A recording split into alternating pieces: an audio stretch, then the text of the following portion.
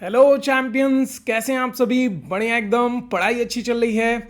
I hope आप सभी की पढ़ाई बहुत अच्छी चल रही होगी और आप सभी कल के लिए एकदम तैयार होंगे एनर्जी के साथ। ये कह रहे होंगे कि कल तो हम फोड़ने वाले हैं। कल तो साइंस का एग्ज़ाम है और मुझे उम्मीद है आप सभी बहुत अच्छा करके आने वाले हो। बस अपने ऊपर ट्रस्ट रखो और अपनी जो मेहनत है ना उस पर ट्रस्ट रखो, क्योंकि मैंने पहले भी बताया था कि हमारे पास दो चीज़ें होती हैं। दो चीज़ें हमारा सब कुछ डिसाइड करती हैं और वो है एक मेहनत और दूसरा किस्मत।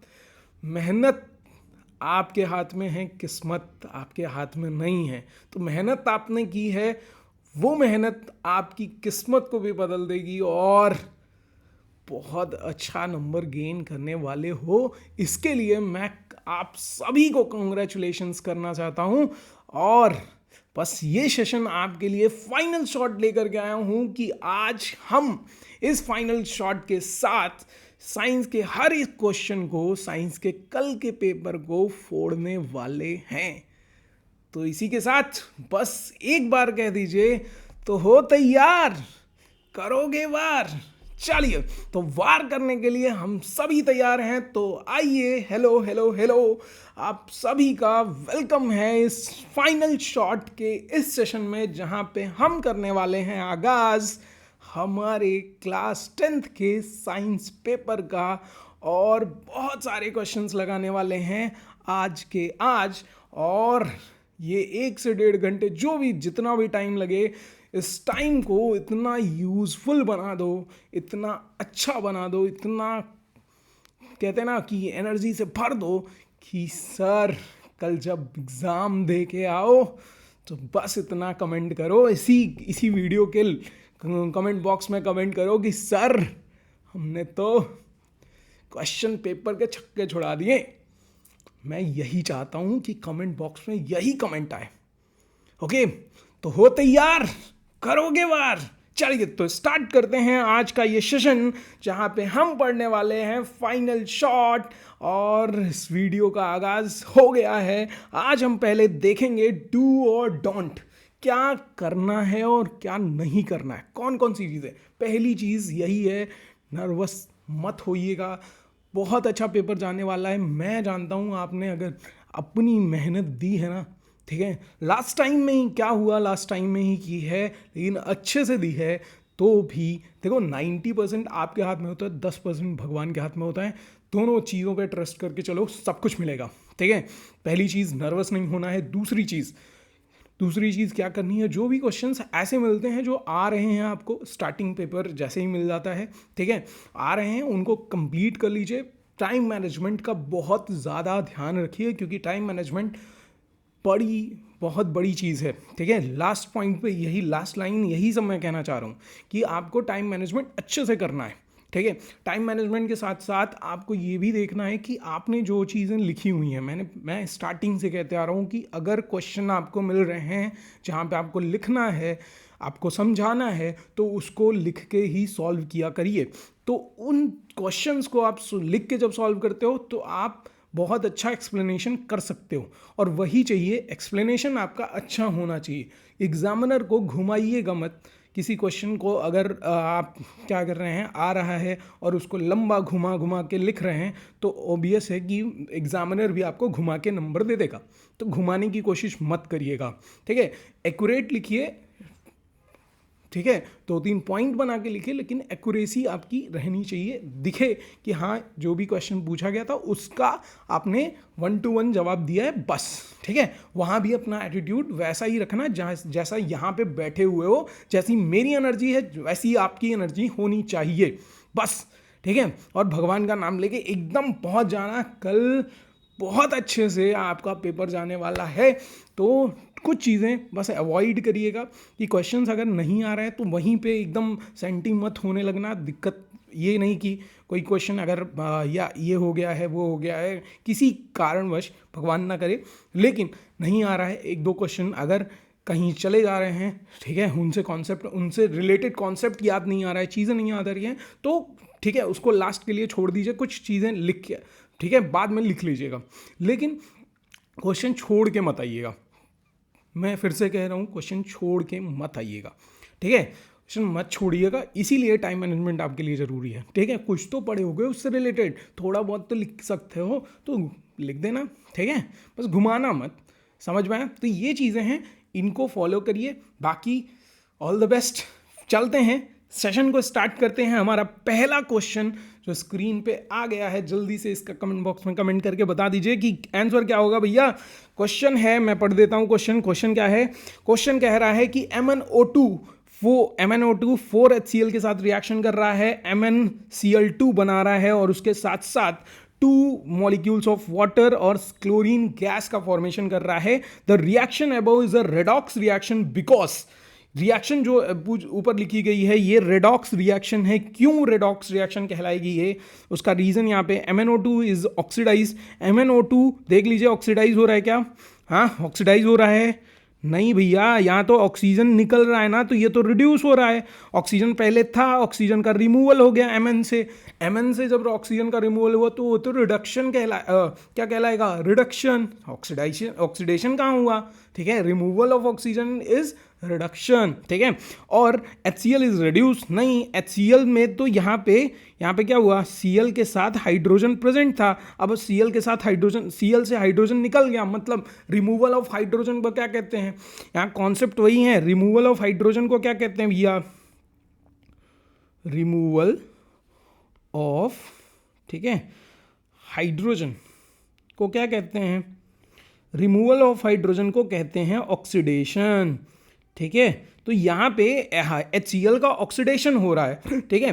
तो यहाँ पे ये पहला ऑप्शन तो गलत हो गया, दूसरा option HCl is oxidised, HCl oxidise हो रहा है, सही है, ठीक है। MnO2 इज रिड्यूस, ठीक है, सही है। लेकिन फोर्थ ऑप्शन में दोनों चीज़ें एक साथ दी हुई हैं कि एक ऑक्सीडाइज MnO2 रिड्यूस हो रहा है और दूसरा ऑक्सीडाइज हो रहा है, तो दोनों चीज़ें एक साथ हो रही हैं, साइमल्टेनियसली हो रही हैं, और साइमल्टेनियसली जब होंगी, रिडक्शन और ऑक्सीडेशन साइमल्टेनियसली होता है, तो उसी रिएक्शन को क्या कहते हैं, रेड ऑक्स रिएक्शन कहते हैं, समझ में आया। तो यहाँ पे ऑप्शन कौन सा करेक्ट हो जाएगा भैया, ऑप्शन हो जाएगा आपका करेक्ट ये वाला, ठीक है, कौन सा वाला, ये वाला ऑप्शन करेक्ट हो जाएगा, डी वाला ऑप्शन करेक्ट हो जाएगा। ओके, समझ में आया, कोई दिक्कत, किसी को परेशानी नहीं है। नेक्स्ट क्वेश्चन पे चलें। At what distance from convex lens should an object be placed to get an image of same size as that of object on the screen. कह रहा है कि कॉन्वेक्स लेंस लिया है हमने, कॉन्वेक्स लेंस लिया है, एनर्जी मैं कह रहा हूँ, एनर्जी आपकी हाई होनी चाहिए, ठीक है, एनर्जी के साथ बैठिएगा, ऐसे झुक के मत बैठिएगा, ठीक है, एकदम पॉजिटिव एनर्जी लेके बैठिए, कॉपी पेन अपना लिए रहिए, ठीक है। जो भी चीज़ें ऐसी हैं जो कॉन्सेप्ट बेस्ड हैं तो उनको लिखते चलिएगा, बताते जाऊंगा मैं, ठीक है। एट व्हाट डिस्टेंस कह रहा है, कितने डिस्टेंस पे अगर कॉन्केव लेंस के सामने ऑब्जेक्ट को प्लेस किया जाए तो सेम साइज ऑफ ऑब्जेक्ट बनता है, ठीक है, इमेज जो बनेगा वो सेम साइज का बनेगा।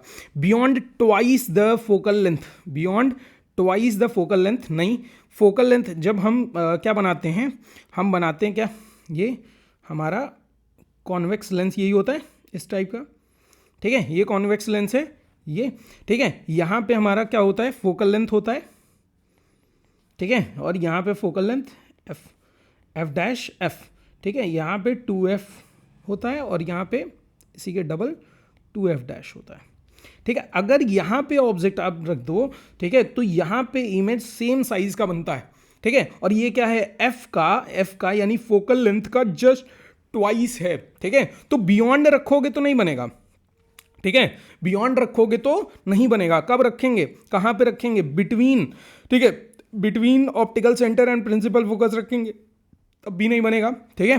एट प्रिंसिपल फोकस, अगर प्रिंसिपल फोकस पे रखोगे तो आप जानते हो इन्फिनिटी पे बनता है, इन्फिनिटी पे इमेज बनता है, ठीक है, यानी सी वाला ऑप्शन यहाँ पे करेक्ट हो जाएगा। At twice of the focal length of lens, जो फोकल लेंथ होगी लेंस की उसके ट्वाइस पे अगर रख दिया जाए तो क्या होगा, हमें सेम साइज इमेज मिलेगा एज दैट ऑफ ऑब्जेक्ट। समझ में आया, क्लियर हुई, कोई दिक्कत, ये कॉन्सेप्ट याद है, ये याद है कि नहीं, हाँ नहीं याद होगा, क्या इसमें कॉन्सेप्ट लगता है यही है कि जब भी हम इनफाइनाइट पे ऑब्जेक्ट को रखते हैं तो वो ऑब्जेक्ट इमेज कहाँ बनता है, यहाँ पे फोकस पे बनता है, ठीक है, छोटा इमेज बनता है, डिमिनिश्ड इमेज बनता है, ठीक है। अगर बियॉन्ड यहाँ पे रखेंगे तो इसके तो कहाँ बनेगा, इसके बिटवीन बनेगा, किसके किसके बिटवीन, F एंड 2F के बिटवीन बनता है कि नहीं, ठीक है। उसके बाद अगर 2F पे रखेंगे तो 2F बनेगा, अगर 2F और F के बीच रखते हैं तो बियॉन्ड बनता है, बियॉन्ड 2F बनता है, अगर फोकस पे रखते हैं तो इनफाइनाइट पे बनता है, अगर ऑप्टिकल सेंटर और फोकस के बीच रखते हैं तो यहाँ एक वर्चुअल इमेज बनता है जो कि यहीं पीछे की तरफ बनता है, ठीक है, वर्चुअल इमेज बनता है, पीछे की तरफ बनता है कि नहीं। तो ये सभी केसेस 6 केसेस हैं, 6 केसेस आपको याद होने चाहिए, कंठस्थ होने चाहिए, तभी एग्जाम अच्छे से दे पाओगे, नहीं तो कहीं से भी एक क्वेश्चन आ गया फंस जाओगे, ठीक है। तो मैं ये नहीं कह रहा हूं अभी कॉन्सेप्ट पढ़ने जाओ, अभी बस इतना जितना बताया ना इतना ही क्लियर करो, ठीक है, इतना ही क्या करो, क्लियर करो। समझ में आया? आगे बढ़े, नेक्स्ट क्वेश्चन देखिए। नेक्स्ट क्वेश्चन क्या है, कह रहा है consider the following compounds FeSO4, CuSO4, CaSO4 and Na2CO3. The compound having maximum number of water of crystallization in its crystalline form is one molecule is, कह रहा है कि कौन सा ऐसा कंपाउंड है इन चारों में से जिस कंपाउंड के पास एक मॉलिक्यूल में सबसे ज़्यादा number of water of crystallisation होता है। वाटर ऑफ क्रिस्टलाइजेशन मैंने बताया था क्या होता है कि कोई भी सॉल्ट, क्रिस्टलाइन सॉल्ट, ठीक है, सॉल्ट जो होते हैं वो क्या करते हैं, कुछ मॉलिक्यूल्स ऑफ वाटर को क्या करते हैं, सॉलिड फॉर्म में क्रिस्टलाइन वाटर ऑफ क्रिस्टलाइजेशन की तरह, ठीक है, अपने क्रिस्टलाइन स्टेट में रखते हैं, ठीक है। समझ में आ रही बात? जब उनको हीट किया जाता है तो वाटर क्या जो हो जाता है, वेपराइज हो जाता है, निकल जाता है, वाइल वो उनका कलर भी चेंज, सॉल्ट का कलर भी चेंज हो जाता है, ठीक है। तो वही वाटर ऑफ क्रिस्टलाइजेशन यहाँ पे किस में सबसे ज़्यादा नंबर ऑफ मॉलिक्यूल्स एडेड होंगे, तो FeSO4 में, ठीक है, FeSO4 में 1 से 2 मॉलिक्यूल होते हैं, CuSO4 में बताया था 5 मॉलिक्यूल्स ऑफ वाटर होते हैं, CaSO4 में 2 मॉलिक्यूल्स ऑफ वाटर होते हैं, ठीक है, जिप्सम, ठीक है। उसके बाद Na2CO3 में 10 मॉलिक्यूल्स ऑफ वाटर होते हैं। Na2CO3 यानी वॉशिंग सोडा, वॉशिंग सोडा का फॉर्मूला क्या होता है, Na2CO3.10H2O, ठीक है, यही तो होता है। नाटू याद रखो, ठीक है, अरे ऑस्कर मिला था उस सॉन्ग को, ठीक है, वही नाटू सॉन्ग, ठीक, चल समझ में आया, ठीक है। तो यहाँ से आपको क्लियर हुआ कि ये वाटर ऑफ क्रिस्टलाइजेशन। अच्छा, इसका नाम बता दो, CuSO4.5H2O, इसका नाम क्या होता है, ब्लू विट्रियोल, ठीक है, क्या नाम होता है, ब्लू विट्रियोल। इसका नाम क्या है, जिप्सम नाम है। किससे बनता है, प्लास्टर ऑफ पेरिस से बनता है। प्लास्टर ऑफ पेरिस का फॉर्मूला क्या होता है, CaSO4.5H2O, ठीक है, और इसमें 1.5 जब H2O और जोड़ते हैं तो ये जिप्सम का फॉर्मेशन करते हैं। समझ में आ रही बात है, समझ में आ रहा है, हाँ, कोई दिक्कत, सॉरी, ठीक है, समझ में आ रहा है, कोई दिक्कत नहीं है, ठीक है। तो ये चीज़ आपको यहाँ से मिलेगी, ये चीज़ आपको यहाँ से मिलेगी कि ये फॉर्मेशन किसका करेगा, POP का करेगा फॉर्मेशन। समझ में आया, कोई दिक्कत, किसी को परेशानी? आगे बढ़ें। नेक्स्ट क्वेश्चन क्या है, if bifocal lens used for correction of presbyopia, कौन सा इसमें से प्रेसबायोपिया, बाईफोकल लेंस अगर यूज हो रहा है फॉर करेक्शन ऑफ प्रेसबायोपिया तो कौन सा इसमें से लेंस यूज होगा, किस टाइप का बायोफोकल लेंस यूज होगा, बताइए, जल्दी से बताइए। देखिए पहला ऑप्शन दिया हुआ है, पहला ऑप्शन मैं पढ़ता हूँ, the upper portion is convex lens, ठीक है। प्रेसबायोपिया का मतलब है कि एजिंग के साथ, ठीक है, एजिंग के साथ उनके कॉन्वेक्स जो सिलियरी मसल्स हैं वो क्या हो चुकी हैं, अब उस तरह से उनमें चेंजेस नहीं आते हैं, उस तरह से उसका फोकल लेंथ वेरिएशन नहीं आता, फोकल लेंथ वेरी नहीं करता लेंस का, जो हमारे आंखों में लेंस लगा हुआ है, ठीक है, एक जगह जाके रुक गया है, तो अब उन्हें दूर का भी नहीं दिख रहा है, नज़दीक का भी नहीं दिख रहा है। तो दोनों जगह जब ऐसी प्रॉब्लम आती है तो उस केस में बाईफोकल लेंस लगाया जाता है, और बाईफोकल लेंस में जो दूर की चीज़ें देखने के लिए हमें कौन सा लेंस यूज़ होता है, कॉनकेव लेंस का यूज़ किया जाता है। वाइल जब नज़दीक की चीज़ें देखनी होती हैं तो उसके लिए यूज़ किया जाता है कॉन्वेक्स लेंस, ठीक है। क्या होता है किसका यूज़ किया जाएगा, कॉन्वेक्स लेंस का। और जब भी कोई ग्लास बनाई जाती है यानी बाईफोकल लेंस बनाया जाता है नज़दीक और दूर दोनों देखने के लिए, तो उस बाईफोकल लेंस में अपर पार्ट जो होता है लेंस का यानी ग्लास का अपर पार्ट जो होता है वो कॉनकेव का बनाया जाता है और लोअर पार्ट कॉन्वेक्स का बनाया जाता है, जिससे नज़दीक की चीज़ें कॉन्वेक्स से देख सकें और दूर की चीज़ें कॉनकेव से देख सकें। ठीक है, तो ऐसा किस ऑप्शन में लिखा है देख लीजिए। यहाँ पे पहले ऑप्शन में लिखा है कि अपर पोर्शन इज कॉन्वेक्स, नहीं होगा। अपर पोर्शन इज कॉन्वेक्स नहीं होगा, ठीक है। Upper portion is concave, near vision के लिए तो नहीं होता है, ये दूर के विजन के लिए होता है। तो the upper portion is convex concave lens for distant vision and lower portion is of convex lens for near vision, ठीक है। तो ये ऑप्शन फोर्थ ऑप्शन आपका क्या हो जाएगा, यहाँ पे करेक्ट हो जाएगा। फोर्थ ऑप्शन आपका क्या हो जाएगा, करेक्ट हो जाएगा। समझ में आई, समझ में आई बात? किसी को प्रॉब्लम है, किसी को नहीं है? आगे बढ़ें, नेक्स्ट क्वेश्चन देखिए। नेक्स्ट क्वेश्चन कह रहा है which of the following terms does not represent electrical power in circuit. कौन सा इसमें से पावर का आपको फॉर्मूला बताया गया था, पावर इज इक्वल टू होता है VI, ठीक है। एक पावर का फॉर्मूला, दूसरा पावर का फॉर्मूला I²R, ठीक है। तीसरा पावर का फॉर्मूला V²/R, ठीक है। ये 3 फॉर्मूले हैं पावर के। इसके अलावा कोई दिया है क्या? हाँ, ये दिया है सर, ओहो ये दिया है, ठीक है। कौन सा?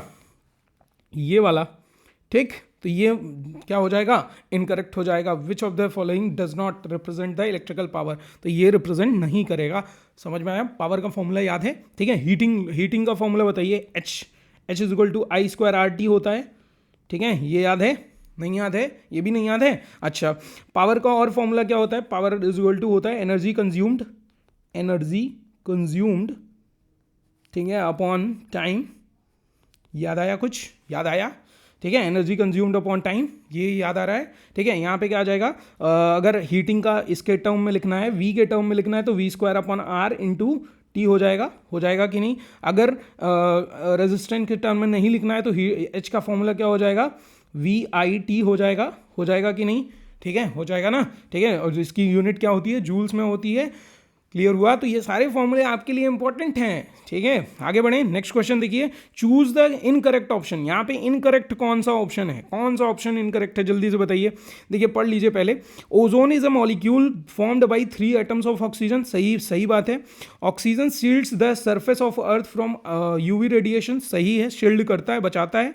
ऑक्सीजन इज डेडली पॉइजनस, सही बात है। ऑक्सीजन डेडली पॉइजनस होता है, सॉरी ओजोन, ऑक्सीजन नहीं, ozone is deadly poisonous gas actually में, ठीक है। और तीसरा है आपको दिया हो, ozone get decompose by UV radiation. नहीं, अगर डिकम्पोज हो जाता तो वो ब्रेकिंग हो जाती तो UV रेडिएशन तो नीचे आ जाते ना, ठीक है, अर्थ सरफेस पे आ जाते हैं। यानी ये फोर्थ ऑप्शन जो है ये इनकरेक्ट है, ठीक है, इनकरेक्ट स्टेटमेंट है, डिकम्पोज नहीं होता है। क्लियर हुआ? नेक्स्ट क्वेश्चन पे चलें। नेक्स्ट क्वेश्चन क्या है, असर्शन रीजन का क्वेश्चन है। Following is a balanced chemical equation for action of steam on iron. Steam, ठीक है, आपको बताया गया था कि जब आयरन का रिएक्शन होता है, जो लोअर लेस रिएक्टिव एलिमेंट्स होते हैं यानी मेटल्स होते हैं रिएक्टिविटी सीरीज में, वो डायरेक्टली वाटर से रिएक्शन नहीं करते हैं, ठीक है। सोडियम वाटर से रिएक्शन कर सकता है, पोटेशियम वाटर से रिएक्शन कर सकता है, लेकिन उसके नीचे के जो एलिमेंट्स होंगे वो डायरेक्टली वाटर से ऐसे ही नॉर्मली रिएक्शन रूम टेम्परेचर पर रिएक्शन नहीं करते, ठीक है, क्योंकि रिएक्टिविटी उनकी कम होती है। समझ में आए? तो उनको क्या करना पड़ता है, या तो कुछ ऐसे नीचे के एलिमेंट्स हैं जिनको वार्म करके भी क्या किया जा सकता है, रिएक्शन कराया जा सकता है। लेकिन Fe नीचे आता है, इसलिए ये स्टीम के साथ ही रिएक्शन करता है, वाटर की स्टीम के साथ रिएक्शन करता है और बनाता क्या है, Fe3O4 प्लस यहाँ पे हाइड्रोजन गैस रिलीज हो रही है, ठीक है, आपको दिख रहा है, ठीक। ये पूरा रिएक्शन लिखा गया है। उसके बाद कह रहा है कि ये असर्शन में लिखा गया है कि ये बैलेंस्ड केमिकल इक्वेशन है, ठीक है। रीजन क्या दे रहा है, the law of conservation of mass holds good for the chemical reaction. Law of conservation of mass इस केमिकल रिएक्शन के लिए गुड होल्ड कर रहा है, ठीक है। अगर गुड होल्ड कर रहा है मतलब ये रिएक्शन क्या है, बैलेंस्ड है, ठीक है। तो यानी कि ये असर्शन है और ये रीजन है, और दोनों सही बात कह रहे हैं और करेक्ट एक्सप्लेनेशन भी ये दे रहा है। तो इसलिए यहाँ पे ऑप्शन कौन सा हो जाएगा, इसलिए ऑप्शन ए ऑप्शन को आप करेक्ट करके आ जाएंगे। समझ में आया, क्लियर हुई, कोई दिक्कत परेशानी नहीं है। आगे बढ़े, नेक्स्ट क्वेश्चन देखिए। नेक्स्ट क्वेश्चन दिया है, इफ अ पर्सन, एक पर्सन है, have 5 resistors each of value 1/5, ठीक है, कितनी है 1/5 है, then the maximum resistance he can obtain by connecting दम।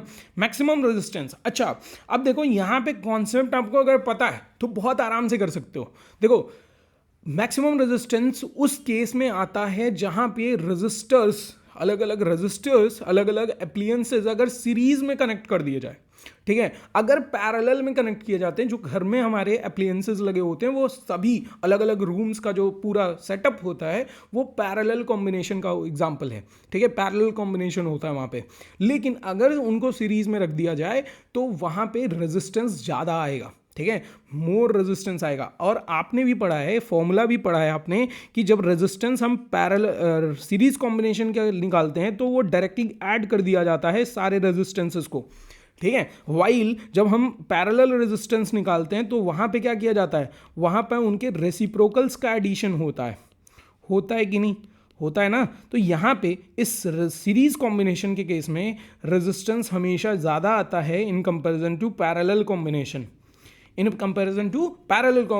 तो यहाँ कह रहा है कौन सा ऐसा तरीका लगाएं, किस तरह कनेक्ट करें कि ये मैक्सिमम रेजिस्टेंस शो करे, ठीक है। तो मैक्सिमम रेजिस्टेंस शो करने के लिए क्या करना पड़ेगा, एक ही काम है, एक ही तरीका है, सीरीज कॉम्बिनेशन कर दो। तो सीरीज कॉम्बिनेशन 5 रेजिस्टर्स दिए हैं, तो सीरीज कॉम्बिनेशन में इफ वी ऐड, ठीक है, तो सीरीज कॉम्बिनेशन में क्या होगा कि 1/5 प्लस 1/5 डायरेक्टली ऐड कर दो, plus 1/5 plus 1/5 plus 1/5 is equal to क्या आ जाएगा 5/5, दैट इज 1 ओम। यहाँ पे सबसे मैक्सिमम रेजिस्टेंस जो होगी वो 1 ओम हो जाएगी और ये ऑप्शन क्या हो जाएगा, करेक्ट हो जाएगा। Sorry 1 ohm is the correct option here. समझ में आया, कोई दिक्कत परेशानी है किसी को, ठीक है। सीरीज कॉम्बिनेशन याद रखिएगा, सीरीज कॉम्बिनेशन में जब भी रेजिस्टर्स होते हैं तो वो मैक्सिमम रेजिस्टेंस शो करते हैं।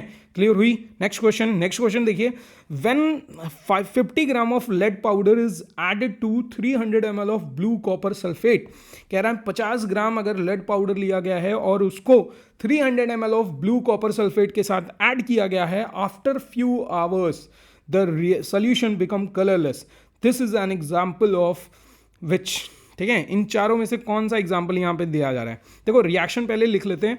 रिएक्शन क्या कह रहा है कि लेड लिए हैं यानी पीबी लिए हैं, पीबी के साथ हमने लिया है कॉपर सल्फेट, वो भी ब्लू कलर का, ठीक है, यानी कॉपर सल्फेट सोल्यूशन होगा CuSO4, ठीक है। और CuSO4 का जब रिएक्शन कराया जा रहा है तो ऑब्वियस ही बात है पीबी जो होता है ज़्यादा रिएक्टिव नेचर का होता है, तो रिएक्टिविटी की वजह से ये डिस्प्लेस कर देगा और डिस्प्लेस करेगा तो PbSO4 बनाएगा।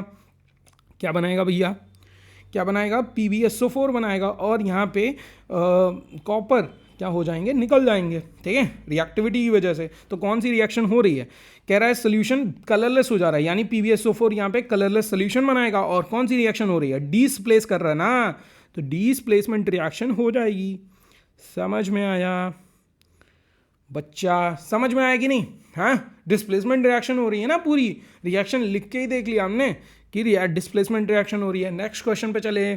नेक्स्ट क्वेश्चन क्या है, which of the following is not a role of decomposer in ecosystem. Ecosystem में कौन सा इनमें से रोल नहीं है डिकम्पोजर का, ठीक है, कौन सा नहीं है, जल्दी से बताओ, जल्दी से बता दो हैं। अच्छा रोल कौन सा है, ठीक है, वेस्ट डिकम्पोजिशन का तो रोल है, हाँ है, ब्रेक डाउन ऑफ डेड, ठीक है, ये भी करेंगे, ठीक।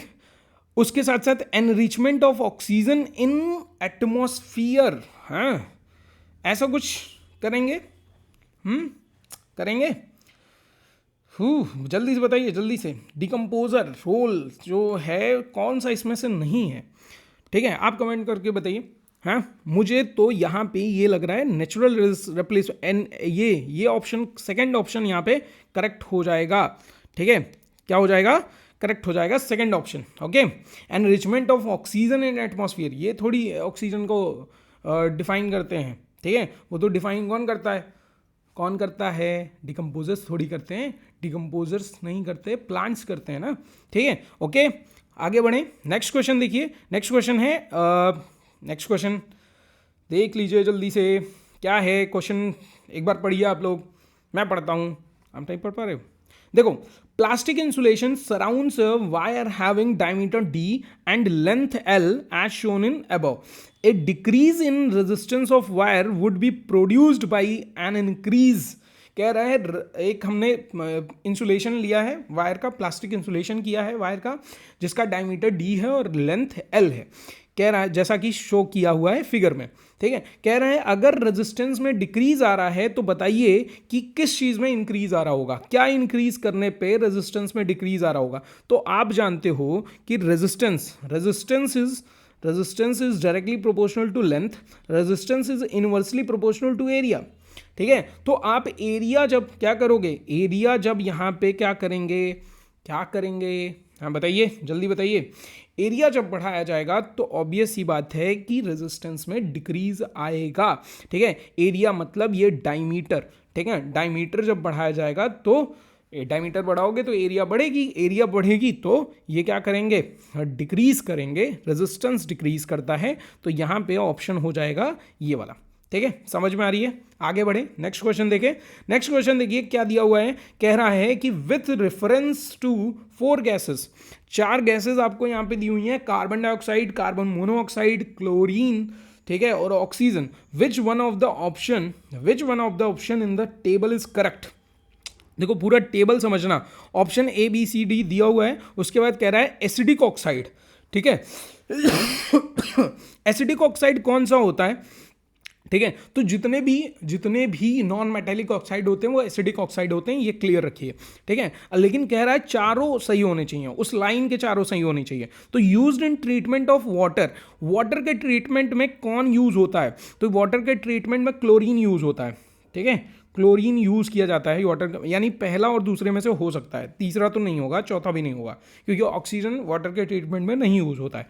प्रोडक्ट ऑफ रेस्पिरेशन का प्रोडक्ट कौन है, तो रेस्पिरेशन का प्रोडक्ट कार्बन डाइऑक्साइड होता है, क्योंकि वहाँ पे रिएक्टेंट एज ऑक्सीजन लेते हैं हम, कार्बन डाइऑक्साइड निकालते हैं, रेस्पिरेशन, ठीक है। उसके बाद प्रोडक्ट ऑफ इनकम्प्लीट कंबशन के केस में कार्बन मोनोऑक्साइड आता है, जब भी इनकम्प्लीट कंबशन होता है, ठीक है। तो यहां पे आपका कौन सा ऑप्शन सही हो जाएगा, बी वाला ऑप्शन आपका क्या हो जाएगा, करेक्ट हो जाएगा। जल्दी से समझ में आया कमेंट कर दीजिए सर, बढ़िया से समझ में आ रहा है कि नहीं, एक बार जल्दी से जोर से कमेंट कर दीजिए एकदम, हाँ तगड़ी वाली, ठीक है। चलिए, हाँ समझ में आ रहा है, चलिए बहुत अच्छी बात है। चलिए नेक्स्ट क्वेश्चन देखिए, कह रहा है ऑन फ्रीली सस्पेंडिंग, देखिए बढ़िया क्वेश्चन मुझे लग रहा है, ये बहुत अच्छा क्वेश्चन है। कह रहा है on freely suspending current carrying solenoid, एक करंट कैरिंग सोलिनॉइड लिया है, उसको हमने फ्रीली सस्पेंड किया है। It comes to the rest in geographical north and south direction, ये नॉर्थ और south direction, geographical north south direction में आ जा रही है। तो बताइए वन ऑफ द एंड, तो ये असर्शन था, रीजन क्या कह रहा है कि one end of the current carrying straight solenoid behaves as a north pole and the second behaves as a south pole just like a bar magnet. तो ये देखो असर्शन ये है, रीजन ये है, और दोनों चीजें क्या हो रही हैं, सही हैं अपनी जगह पे, सही है कि नहीं, सही है। तो यहाँ पे कौन सा ऑप्शन हो जाएगा, ए ऑप्शन हो जाएगा। और करेक्ट एक्सप्लेनेशन भी तो दे रहा है, करेक्ट एक्सप्लेनेशन दे रहा है ना, क्योंकि जस्ट लाइक बार मैग्नेट की तरह बिहेव करने लगता है कौन, सोलिनॉइड, जब उससे क्या पास किया जाता है, करंट पास किया जाता है। अच्छा, अगर मैं एक क्वेश्चन यहीं पे है कि अगर करंट जो सोलिनॉइड में पास हो रही है उसको हम रिवर्स कर दें तो क्या होगा, ठीक है। करंट जो पास हो रही है किसमें, सोलिनॉइड में पास हो रही है। मान लीजिए हमारे पास ये सोलिनॉइड है, ठीक है, ये सोलिनॉइड यहाँ पे हमने बना लिया एक सिंपल सा, ठीक है। अभी ठीक है, मैं इससे बना लेता हूँ रुको, ठीक है, ये हमने ठीक एक सोलिनॉइड सा बना लिया, ठीक है। अभी हम करंट पास कर रहे हैं, ठीक है, पॉजिटिव नेगेटिव। अभी करंट इधर से जा रही है और जिस भी तरह से, तो एक तरफ एक साइड में नॉर्थ और साउथ पोल बना हुआ है, ठीक है। मैं लेट कर लेता हूं, इधर नॉर्थ बना है, इधर साउथ बना है, ठीक है। अब मैंने क्या किया, करंट को रिवर्स कर दिया। अब करंट मैं इधर से भेज रहा हूं, ठीक है, अब करंट मैं किधर से भेजने लगा, इस साइड से भेजने लगा। तो क्या होगा यहाँ पे, क्या होगा, तो होगा ये कि यहाँ पे ये जो पोल्स बन रहे थे इनकी डायरेक्शन भी क्या हो जाएगी, चेंज हो जाएगी। अब नॉर्थ इधर बनेगा, साउथ उधर बनेगा। ठीक है, ऐसा क्वेश्चन आया हुआ था। ठीक है, इसलिए मैंने इसको एक्सप्लेन कर दिया। आपको क्या करना है, ये सब चीज़ें याद रखनी है। ए ऑप्शन इसका करेक्ट हो जाएगा। समझ में आया? नेक्स्ट क्वेश्चन देखिए। नेक्स्ट क्वेश्चन है इन अ रेजिस्टिव सर्किट, एक रेजिस्टिव सर्किट है, कह रहा है current is increased two times the percentage change in the amount of heat dissipated in circuit would be. ठीक है, कह रहा है कि आपको अगर करंट हमने 2 टाइम्स बढ़ा दिया और कोई चेंजिंग नहीं कर रहे हैं, 2 टाइम्स केवल करंट को बढ़ा दे रहे हैं, तो बताओ हीट डिसिपेशन में कितना चेंजिंग आएगी, कितना परसेंट चेंज आएगा, कितना परसेंट बढ़ेगा, ये नहीं बोल रहा है, कितना परसेंट चेंज आएगा ये बताओ। ठीक है, तो ध्यान से देखो, अगर मान लीजिए हीट डिसिपेशन जो था वो पहले H1 हो रहा था, तो I² RT था। ठीक है, अब क्या हुआ, हमने H2 जो निकाला उसमें हमने 2I कर दिया, 2I का स्क्वायर RT कर दिया। ठीक है, ठीक, तो H2 कितना आ जाएगा, H2 इज इक्वल टू आ जाएगा, यहाँ पे ध्यान से देखिएगा, H2 इज इक्वल टू आ जाएगा 4I² RT। ठीक है, चेंज कितना आया, चेंज देख लो, चेंज का वो भी परसेंटेज में पूछा है, तो हमेशा जब भी चेंज निकाला तो जितना चेंज हो, ठीक है, अपॉन क्या, अपॉन रख देते हैं क्या, परसेंटेज निकालने के लिए अपॉन इनिशियल मल्टीप्लाई 100 करते हैं। ठीक है, तो चेंज इतना आया है 3I² RT।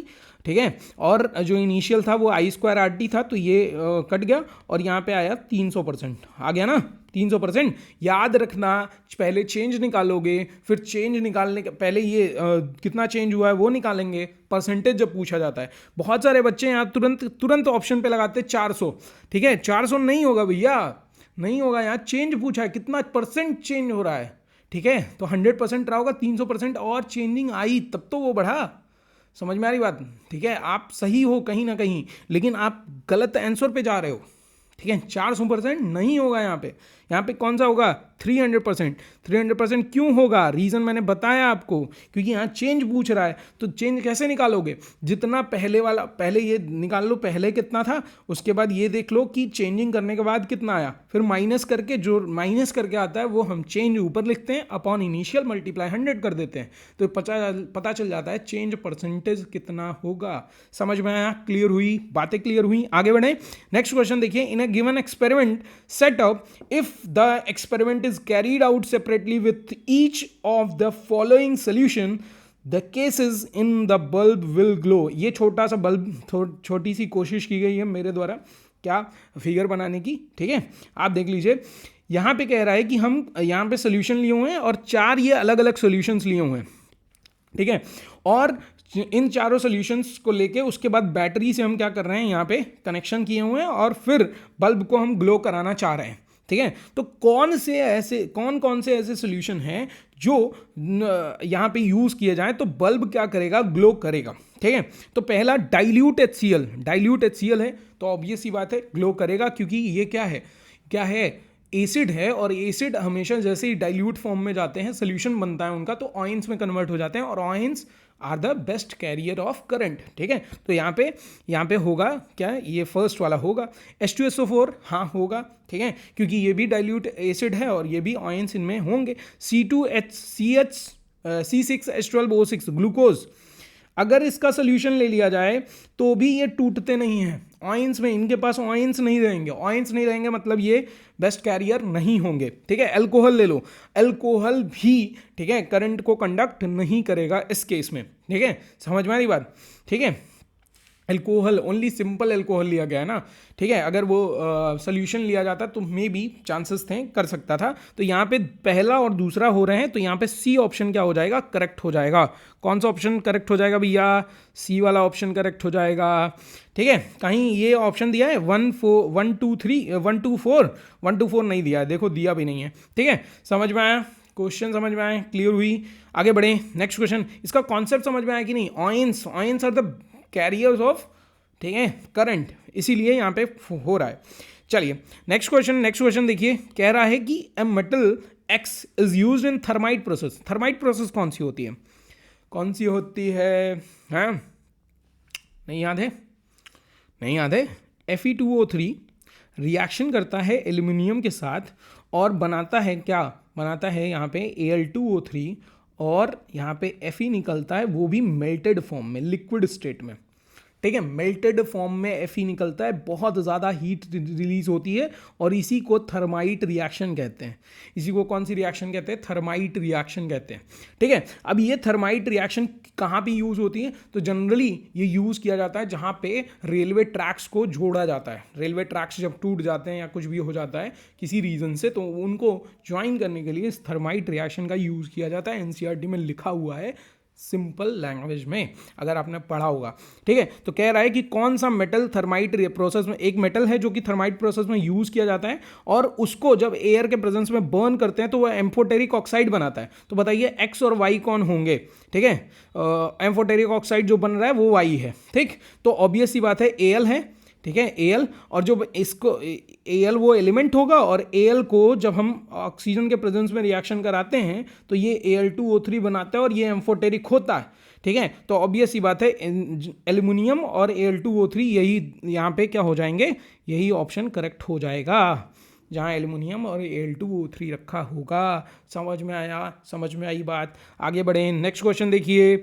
नेक्स्ट क्वेश्चन क्या है कि in a domestic electrical circuit the wiring with 15 ampere current rating is for the 15 ampere current rating is for the electrical devices which है 15 एम्पियर का करंट। 15 एम्पियर का current मतलब बहुत ज़्यादा current दिया जा रहा है। ज़्यादा करंट किस केस में दिया जाता है ये बताओ? ज़्यादा करंट उस केस में देते हैं जहाँ पे हमें हैवी डिवाइसेस चलानी हो, हाई पावर डिवाइसेस चलानी हो। ठीक है, हाई पावर रेटिंग की। तो हाई पावर रेटिंग की डिवाइसेस क्या होती हैं? ऐसी जहाँ हीटर्स हुए, गीजर्स हुए, ठीक है, इस तरह के। ठीक है, अब टीवी चलाने के लिए 15 एम्पियर का करंट थोड़ी जाएगा आपके घर में, नहीं ना। तो यहाँ पे कौन सा ऑप्शन करेक्ट हो जाएगा भैया? कौन सा ऑप्शन? जल्दी से आप कमेंट बॉक्स में कमेंट करके बताइए। तो high power rating such as geysers, ये पहला ऑप्शन यहीं पे दिख रहा है भैया, पहला ऑप्शन करेक्ट हो जाएगा। कौन सा ऑप्शन? पहला ऑप्शन। क्लियर? और low power rating such as fan चलाने के लिए तो 15 एम्पियर की करंट थोड़ी लोगे। ठीक है, मेटालिक बॉडीज लो पावर रेटिंग नहीं, नॉन मेटालिक बॉडीज के लिए हम क्या यहाँ पे ट्रेवल ही नहीं करेगा, लो पावर रेटिंग्स नहीं। ठीक है, लो पावर रेटिंग दिख गया तुरंत कैंसिल आउट करो। ठीक है, 18वां क्वेश्चन देखिए। सो मैंने 20 क्वेश्चन रखे हैं MCQs, अब उसमें 4 असर्शन रीजन के क्वेश्चन हैं। ठीक है, पूरा कॉन्सेप्ट उसी बेस्ड पे है जैसा CBSE बनाता है, बस इसमें बायो के क्वेश्चन नहीं है। मैंने पहले भी बताया था ये पूरा कि बायो के क्वेश्चंस मैं यहाँ पे नहीं लेके आऊँगा। बायो का कॉन्सेप्ट आपके लिए मैं छोड़ा हुआ हूँ, आप खुद से उनको प्रिपेयर करिए, बेस्ट तरीके से करिए। मैं जानता हूँ कि आप प्रिपरेशन कर रहे होंगे और अपना बेस्ट दे रहे होंगे। ठीक है, आगे बढ़े। नेक्स्ट क्वेश्चन है the strength of magnetic field produce as a center of current carrying coil increases on increasing the number of turns। ठीक है, assertion कह रहा है कि अगर ये जो coiling होती है इसके नंबर ऑफ टर्न्स बढ़ा दिए जाएं तो जो मैग्नेटिक फील्ड स्ट्रेंथ होगी वो भी बढ़ जाती है। ठीक है, ठीक, कहाँ पे बढ़ जाती है? सेंटर में। ठीक है, तो फिर कह रहा है कि रीजन क्या कह रहा है? रीजन कह रहा है the current in each circular turns has the same direction as and magnetic field due to each turn then just added up। ठीक है, क्या कह रहा है? दूसरे रीजन क्या कह रहा है कि जो सर्कुलर टर्न्स होती हैं उनमें जो करंट होती है वो सेम डायरेक्शन में होती है, इसीलिए मैग्नेटिक फील्ड लाइन जो होती हैं, ठीक है, वो ऐड ऑन हो जाती हैं सेम डायरेक्शन होने की वजह से, और इसीलिए क्या होता है? इंक्रीज हो, नंबर ऑफ टर्न्स इंक्रीज करने पे मैग्नेटिक फील्ड इंक्रीज करती है। तो दोनों चीज़ें हमारी क्या हैं? सही हैं। सही हैं, तो कौन सा ऑप्शन करेक्ट हो जाएगा? ए ऑप्शन करेक्ट हो जाएगा, क्योंकि करेक्ट एक्सप्लेनेशन भी तो मिल रहा है, हाँ, कि क्यों बढ़ रहा है। क्योंकि नंबर ऑफ टर्न्स बढ़ाने पे जब करंट की डायरेक्शन सेम होगी, मैग्नेटिक फील्ड सेम डायरेक्शन में निकलेगा, तो इसी वजह से वो मैग्नेटिक फील्ड लाइन से ऐड हो जाती हैं।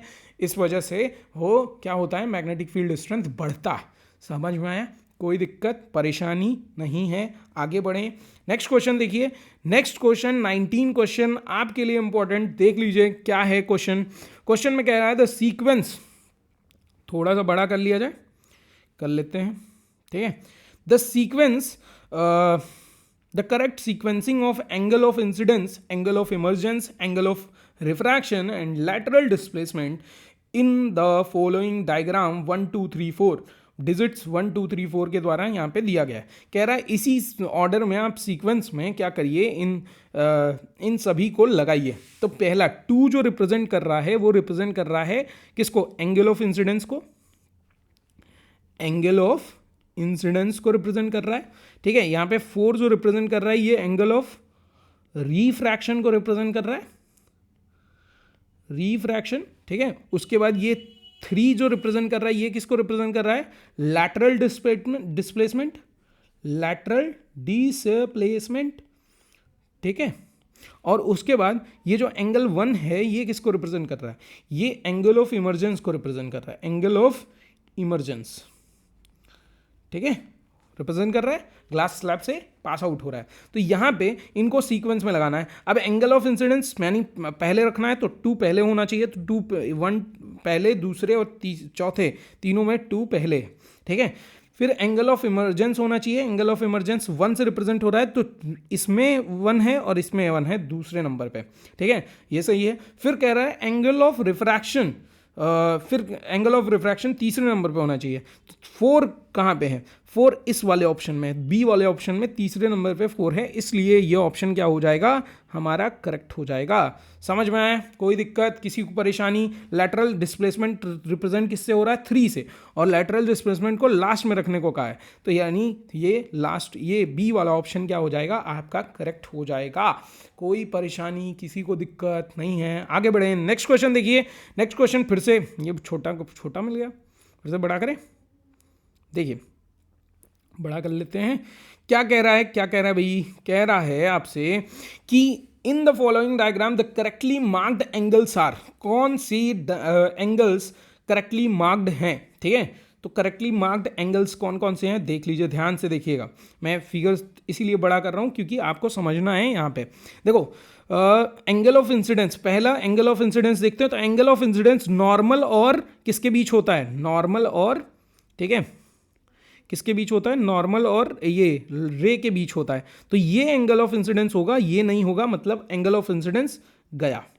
ठीक है, चलिए फिर एंगल ऑफ रिफ्रैक्शन देखते हो। तो एंगल ऑफ रिफ्रैक्शन यहाँ पे, ठीक है, किसके किसके बीच बनता है, नॉर्मल और, ठीक है, नॉर्मल और रे के बीच। नॉर्मल कहाँ है, नॉर्मल कहाँ है भाई, देखिए नॉर्मल हमारा इस सरफेस का नॉर्मल ये है।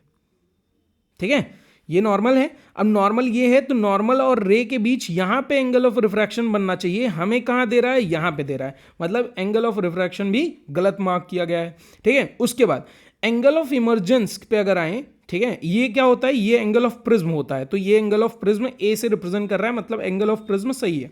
ठीक है, एंगल ऑफ इमर्जेंस पे आए तो एंगल ऑफ इमर्जेंस क्या होता है कि ये जो हमारा जो सरफेस है इसका नॉर्मल है वो नॉर्मल, ठीक है, और नॉर्मल से जो रे निकल रही है उसके बीच एंगल, तो एंगल ऑफ इमर्जेंस भी सही मार्क किया गया है। अब एंगल ऑफ ये क्या है, डी क्या होता है, angle of deflection, angle of deflection. अच्छा, एंगल ऑफ डिफ्लेक्शन किसके किसके बीच निकाला जाता है, जो आ रही थी रे उसके और जो जा रही है निकलने के बाद रे उसके बीच जो एंगल होता है वो उसको कहते हैं एंगल ऑफ डिफ्लेक्शन। यहाँ पे एंगल ऑफ डिफ्लेक्शन यहाँ नीचे रिप्रेजेंट कर रहा है, ये तो ऊपर होता है, यानी एंगल ऑफ डिफ्लेक्शन भी करेक्टली मार्क नहीं किया गया है, गलत किया गया है। मतलब ये क्या हो जाएगा, यहाँ पे ए और ई जहाँ पे सही है वही ऑप्शन करेक्ट हो जाएगा। तो ए और ई पहले ऑप्शन में सही है, इसलिए ये ऑप्शन क्या हो जाएगा, आपका करेक्ट हो जाएगा। समझ में आया, किसी को परेशानी है क्या, नहीं है, आगे बढ़ें। नेक्स्ट क्वेश्चन देखिए, 2 नंबर के क्वेश्चन अब यहां से स्टार्ट हो रहे हैं। 20 क्वेश्चन हमने खत्म कर लिए हैं और बहुत अच्छे तरीके से हमने कॉन्सेप्ट समझा भी है, हमने लगाया भी है और सब कुछ ढेर कर दिया है। तो एक बार फिर से एनर्जी से हो जाए तो हो तैयार, करोगे वार। चलिए तो स्टार्ट करते हैं 2 नंबर के क्वेश्चन। आज का ये सेशन आपका फाइनल शॉट बहुत बड़ा रिकॉर्ड रखने वाला है और बहुत बड़ी चीज़ें होने वाली हैं, क्योंकि मोस्ट ऑफ द क्वेश्चंस आपको कल मिलेंगे और आप जब कमेंट बॉक्स में आके कमेंट करोगे, सर ये वाला क्वेश्चन तो आया था, ठीक है, तो मुझे कितना प्राउड फील होगा, ठीक है, आप लोगों के लिए कि आपने इतना अच्छा, इतना बेस्ट तरीके से अपना एग्ज़ाम दे के आए हैं आप, ठीक है। बस यही ब्लेसिंग है आपके लिए कि बहुत अच्छा एग्ज़ाम करके आओ आप, और बहुत सारी अचीवमेंट्स आपको मिले आगे, जो भी एग्जामिनेशन दें आप उसमें, ठीक है। ये ब्लेसिंग्स हमेशा आपके साथ हैं। आगे बढ़ते हैं, नेक्स्ट क्वेश्चन देखते हैं। Sodium hydrogen carbonate is a basic salt, justify this statement, how is it converted into washing soda. कह रहा है कि जो सोडियम हाइड्रोजन कार्बोनेट होता है ये बेसिक सॉल्ट है, कैसे डिफाइन करोगे, तो डिफाइन करो, ठीक है। तो आप जानते हो कि बेसिक सॉल्ट कब बनता है, बेसिक सॉल्ट बनता है जब एसिड, वीक एसिड का रिएक्शन स्ट्रॉन्ग बेस के साथ हो जाए। अगर ऐसा हो जाए, ठीक है, तो बेसिक सॉल्ट बनता है, बेसिक सॉल्ट बनता है और वाटर बनता है, ठीक है। अगर हम बात करें सोडियम हाइड्रोजन कार्बोनेट की, तो ये बनता कैसे है, ये बनता है H2CO3, जो कार्बोनिक एसिड, जो कि वीक एसिड होता है, ठीक है, वीक एसिड होता है, इसका रिएक्शन जब कराया जाता है NaOH के साथ, और NaOH क्या है, स्ट्रॉन्ग बेस है, क्या है, स्ट्रॉन्ग बेस। और जब रिएक्शन होगी तो यहाँ पे बनता है NaHCO3, और उसके साथ साथ NaHCO3 के साथ साथ यहाँ पे वाटर का फॉर्मेशन हो जाता है, ठीक है। तो ये कैसा सॉल्ट होगा भैया, ठीक है, ये होगा बेसिक सॉल्ट, क्योंकि जो पावरफुल होता है उसी का ठीक है, उसी के चलती है, और उसी की पावर जब चलेगी तो उसी के हिसाब से आपका सॉल्ट भी बनेगा। समझ में आ रही है? तो ये जस्टिफाई तो ये रिएक्शन ही कर देगा, ठीक है, कि ये बेसिक सॉल्ट है। दूसरा, how is it converted to washing soda, NaHCO3 को वॉशिंग सोडा में कैसे कन्वर्ट करोगे आप। तो NaHCO3 जो है, ठीक है, इसको जब हीट किया जाता है, NaHCO3 को जब हम क्या करते हैं, हीट करते हैं, ठीक है, तो ये बनाता है Na2CO3 water plus carbon dioxide, ठीक है, ये बनाता है, ठीक है। अब इसी Na2CO3 को फिर क्या कर देते हैं, वाटर के साथ एडिशन करा देते हैं, तो ये बनाते हैं Na2CO3.10 मॉलिक्यूल्स ऑफ वाटर, और यहाँ पे ये फॉर्मेशन हो जाता है किसका, वॉशिंग सोडा का। समझ में आ रही बात, ये किसका फॉर्मेशन हो गया, वॉशिंग सोडा का फॉर्मेशन हो गया, और यही वॉशिंग सोडा है Na2CO3.10H2O। समझ में आया, यही वॉशिंग सोडा है Na2CO3 प्लस 10H2O। समझ में आया, क्लियर हुई। इस तरह से आप जस्टिफाई कर सकते हैं। 2 नंबर तुरंत मिल गया कि नहीं, कुछ था इस क्वेश्चन में, नहीं था, अच्छे से क्लियर हुआ, क्लियर हो गया कॉन्सेप्ट। आगे बढ़ें, नेक्स्ट क्वेश्चन देखो। आगे बढ़ने के लिए इसीलिए कह रहा हूँ क्योंकि बहुत सारे क्वेश्चन हैं अभी, ठीक है, 21 क्वेश्चन पे आप पहुँचे हो अभी आई थिंक 35 क्वेश्चंस मैं लेके आया हूँ, 35 अराउंड क्वेश्चन, जिसमें केस बेस्ड स्टडी क्वेश्चंस हैं, ठीक है, 5 नंबर वाले क्वेश्चंस भी हैं, ठीक है, उसके साथ केमिस्ट्री के, फिजिक्स के, और उसके साथ साथ आपको 3 नंबर के क्वेश्चन भी मिलेंगे, ठीक है। तो अभी 26 तक तो आपको 6 क्वेश्चन 2-2 नंबर के मिलने वाले हैं, ठीक है। तो next question, out of HCl and CH3COOH which one is weak acid and why, ठीक है, कौन सा इसमें से वीक एसिड है। तो वीक एसिड भाई है, तो आप जानते हो कि HCl is a strong acid, ठीक है, strong acid, while CH3COH is a weak acid. अच्छा, एक और ट्रिक बताऊं आपको वीक एसिड पता करने का। वीक एसिड जहां भी कार्बन एसिड में दिख जाए ना, ठीक है, कार्बन दिख जाए, वो समझ लो वीक एसिड ही होगा, ठीक है। सारे जितने भी, अब उसके अलावा भी होते हैं, लेकिन अगर कार्बन किसी भी एसिड में मिल गया है तो वो वीक एसिड होगा, ठीक है, वो क्या होगा, वीक एसिड होगा। अब यहाँ पे पूछ रहा है वाई इसलिए क्योंकि यहाँ पे आप लिखेंगे व्हेन, ठीक है, जब भी हम ऐड करते हैं किसको, HCl का और CH3COH का सोल्यूशन बनाते हैं, तो हमें HCl के सोल्यूशन में मोर नंबर ऑफ H+ आयन मिलते हैं, यानी H+ आयन की कंसंट्रेशन, ठीक है, H+ ions concentration is more in the solution of क्या, solution of water solution of, यहां पे लिख सकते हो आप क्या, water solution of क्या, water solution of HCl के water solution में हमें H+ आयन मोर मिलेंगे than CH3COH, ठीक है, तो ये वाई का रीजन हो गया। उसके बाद कह रहा है explain with the help of example. तो इसका एग्जाम्पल आप लिख सकते हो कि एक आप कंटेनर ले लो, ठीक है, दो आप क्या ले लीजिए, कंटेनर ले लीजिए, और इसमें एक में HCl का सोल्यूशन ले लिया, एक में यहाँ पे HCl का सोल्यूशन ले लिया, और एक में CH3COH का सोल्यूशन ले लिया, ठीक है। और इसमें जैसे अभी एक फिगर बनाया था ना, जैसे दो वो यूज़ करके, दो इलेक्ट्रोड्स यूज़ करके हमने कनेक्ट किया था, एक बल्ब को कनेक्ट किया था, ठीक है, और यहाँ पे बैटरी लगा दी थी। वैसे यहाँ पे क्या करिए, दो इलेक्ट्रोड्स यूज़ करिए और यहाँ पे बल्ब लगा दीजिए और यहाँ पे बैटरी लगा दीजिए, ठीक है।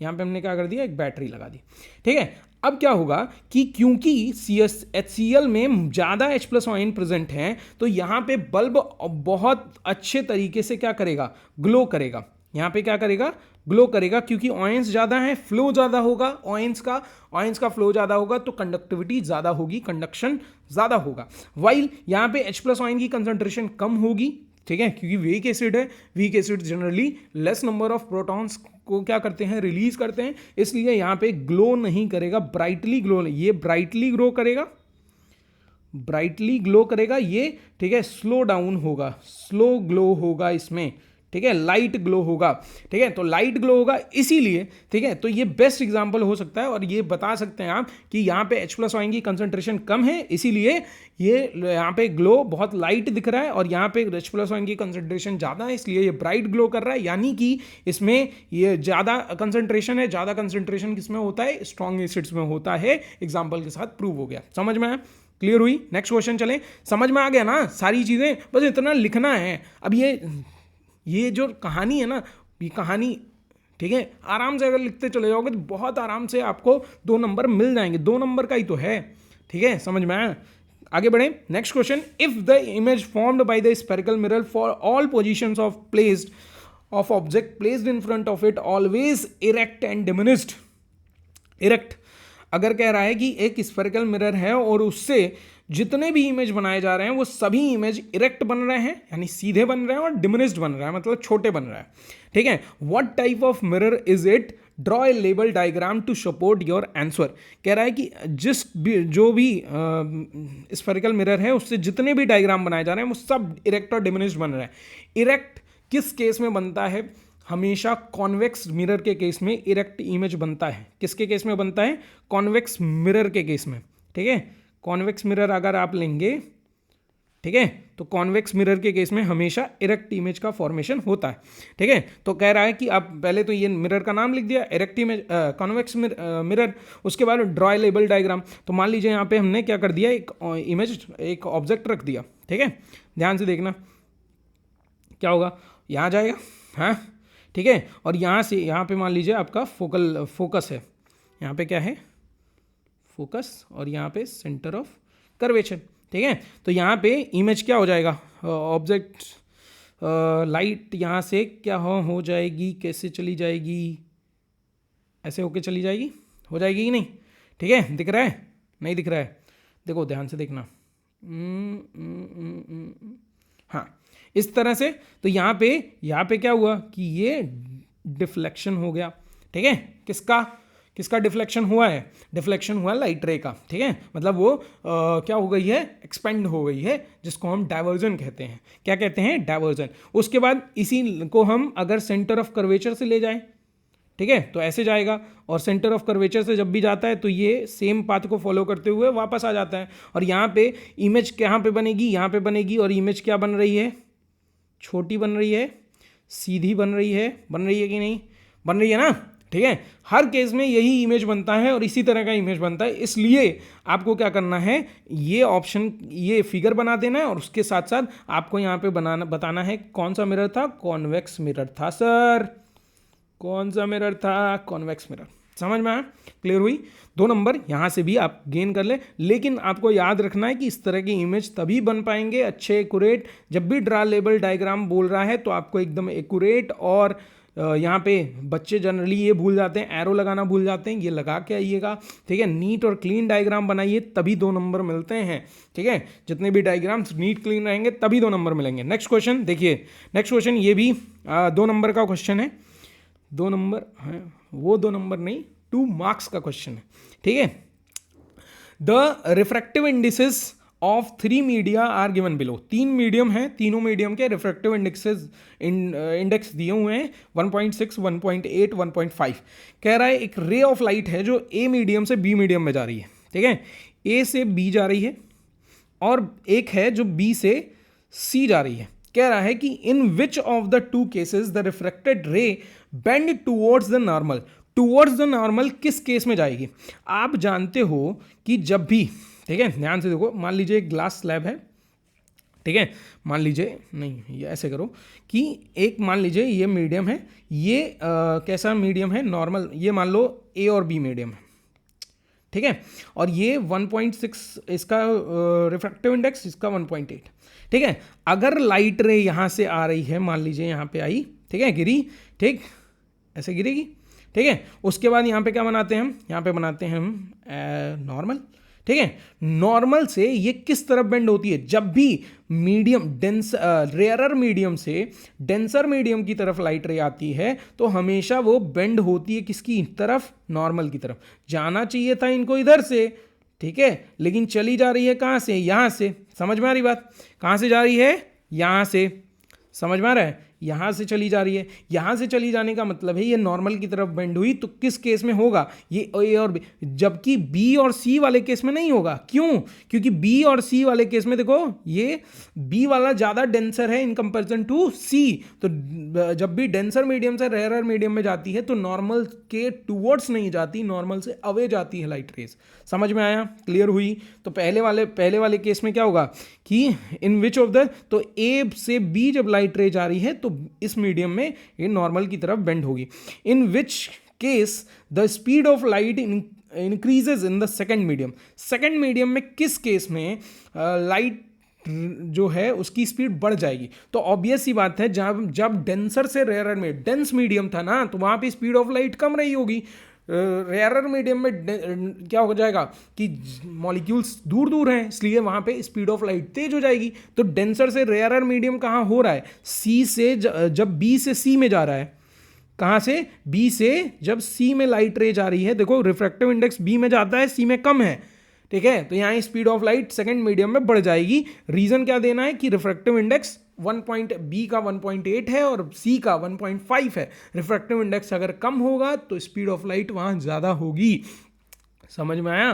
क्लियर हुई? आगे बढ़ें, नेक्स्ट क्वेश्चन देखें। 2 नंबर यहाँ से भी आप गेन कर लिए हो, ठीक है, कितनी अच्छी बात है, 2 नंबर 2 नंबर गेन करते जा रहे हो। चलिए नेक्स्ट क्वेश्चन देखिए। How will you use 2 identical prism so that narrow beam of light incident on a prism emerges out of second prism as white light? Draw a diagram.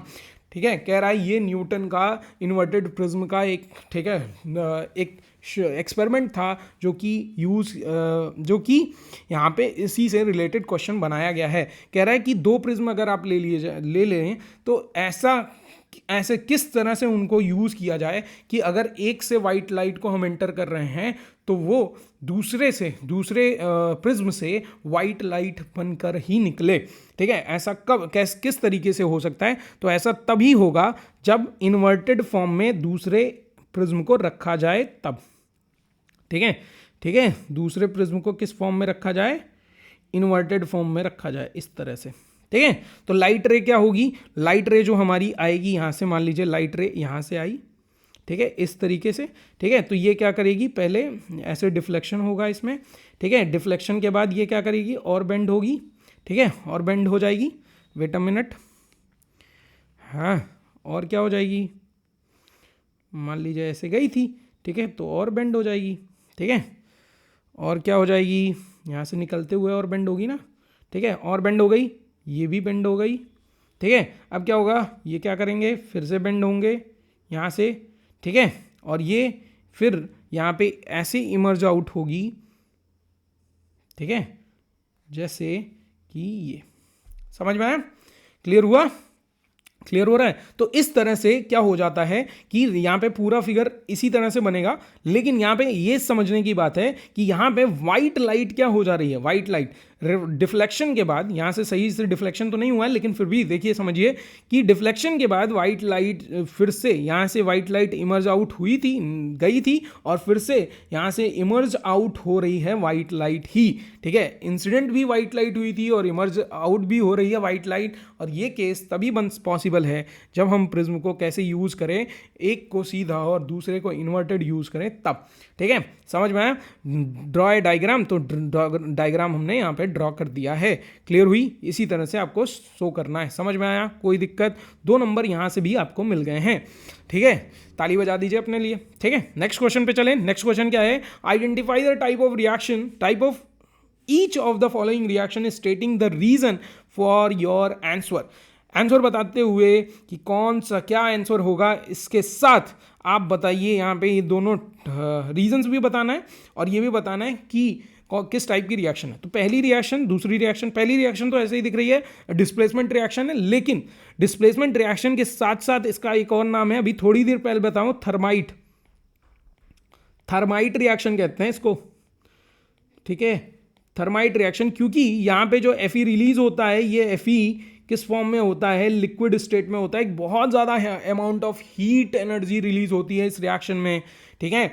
ठीक, क्या होती है? हीट बहुत ज़्यादा अमाउंट में release होती है, इसीलिए इस रिएक्शन को हम थर्माइट रिएक्शन कहते हैं। तो ये रीज़न हो जाएगा, डिस्प्लेसमेंट रिएक्शन भी होगा, ठीक है। दूसरा केस क्या है? दूसरा केस में ये कौन सी रिएक्शन हो रही है? PbNO3 रिएक्शन कर रहा है Ki के साथ और PbI2 बना रहा है और KNO3 बन रहा है। ये है डबल डिस्प्लेसमेंट का एग्जाम्पल। कौन सी रिएक्शन है? डबल डिस्प्लेसमेंट रिएक्शन, ठीक है। और इसके साथ डिस्प्लेसमेंट रिएक्शन, उसके साथ यहां पे क्या होगा? ये येलोइश कलर का, किस कलर का भैया? येलो कलर का ये PbI2 बनता है। किस कलर का बनता है? PbI2 बनता है येलो कलर का, और ये वो भी, ठीक है, येलो प्रेसिपिटेट फॉर्म होता है, ठीक है। क्या बनेगा? येलो प्रेसिपिटेट बनेगा, और येलो प्रेसिपिटेट बनने की वजह से इसको प्रेसिपिटेशन रिएक्शन भी कहेंगे। कौन सी रिएक्शन कहेंगे? प्रेसिपिटेशन रिएक्शन भी कहेंगे। समझ में आया? तो दो यहाँ पे दोनों जो रिएक्शंस हैं वो रिएक्शंस पता चल गए, उनका नाम पता चल गया। ये डिस्प्लेसमेंट रिएक्शन भी होगी, ठीक है। उसके साथ साथ थर्माइट रिएक्शन इसका नाम होगा। क्यों थर्माइट रिएक्शन है? क्योंकि यहाँ पे high amount of energy release होती है बाय द डिस्प्लेसमेंट, और जिसकी वजह से जो हमें यहाँ पे Fe होता है वो मेल्टेड फॉर्म में मिलता है, ठीक है। समझ में आया? और दूसरा रिएक्शन डबल डिस्प्लेसमेंट रिएक्शन भी है और प्रेसिपिटेशन रिएक्शन भी है, क्योंकि after displacement, double displacement reaction, यहाँ पे जो प्रोडक्ट फॉर्म हो रहा है वो प्रेसिपिटेट हो जा रहा है, येलो कलर का प्रेसिपिटेट का फॉर्मेशन कर रहा है। समझ में आया? क्लियर हुई? आगे बढ़ें। नेक्स्ट क्वेश्चन देखिए। नेक्स्ट क्वेश्चन है 3 नंबर के क्वेश्चन पे हम आ गए हैं। एक बार अपने लिए ताली बजा दीजिए जल्दी से, क्योंकि हम 3 नंबर के क्वेश्चंस, ऐसे क्वेश्चंस जो आपको 3 मार्क्स दिला सकते हैं, ऐसे क्वेश्चंस तक हम पहुंच गए हैं, और ठीक है, अपने सेशन को बहुत अच्छे से कंप्लीट कर रहे हैं। आप कंप्लीट कर रहे हो। एक बार अपने लिए तालियां बजा दीजिए और कह दीजिए कि हम तैयार हैं, हम तैयार हैं, ठीक है। चलिए, तो नेक्स्ट क्वेश्चन क्या है हमारा? क्वेश्चन देखिए, दिया है कि state a relationship between resistance of wire to its length L and cross sectional area A. Use the mathematical symbol to arrive the final formula. Using the formula define the resistivity of the material.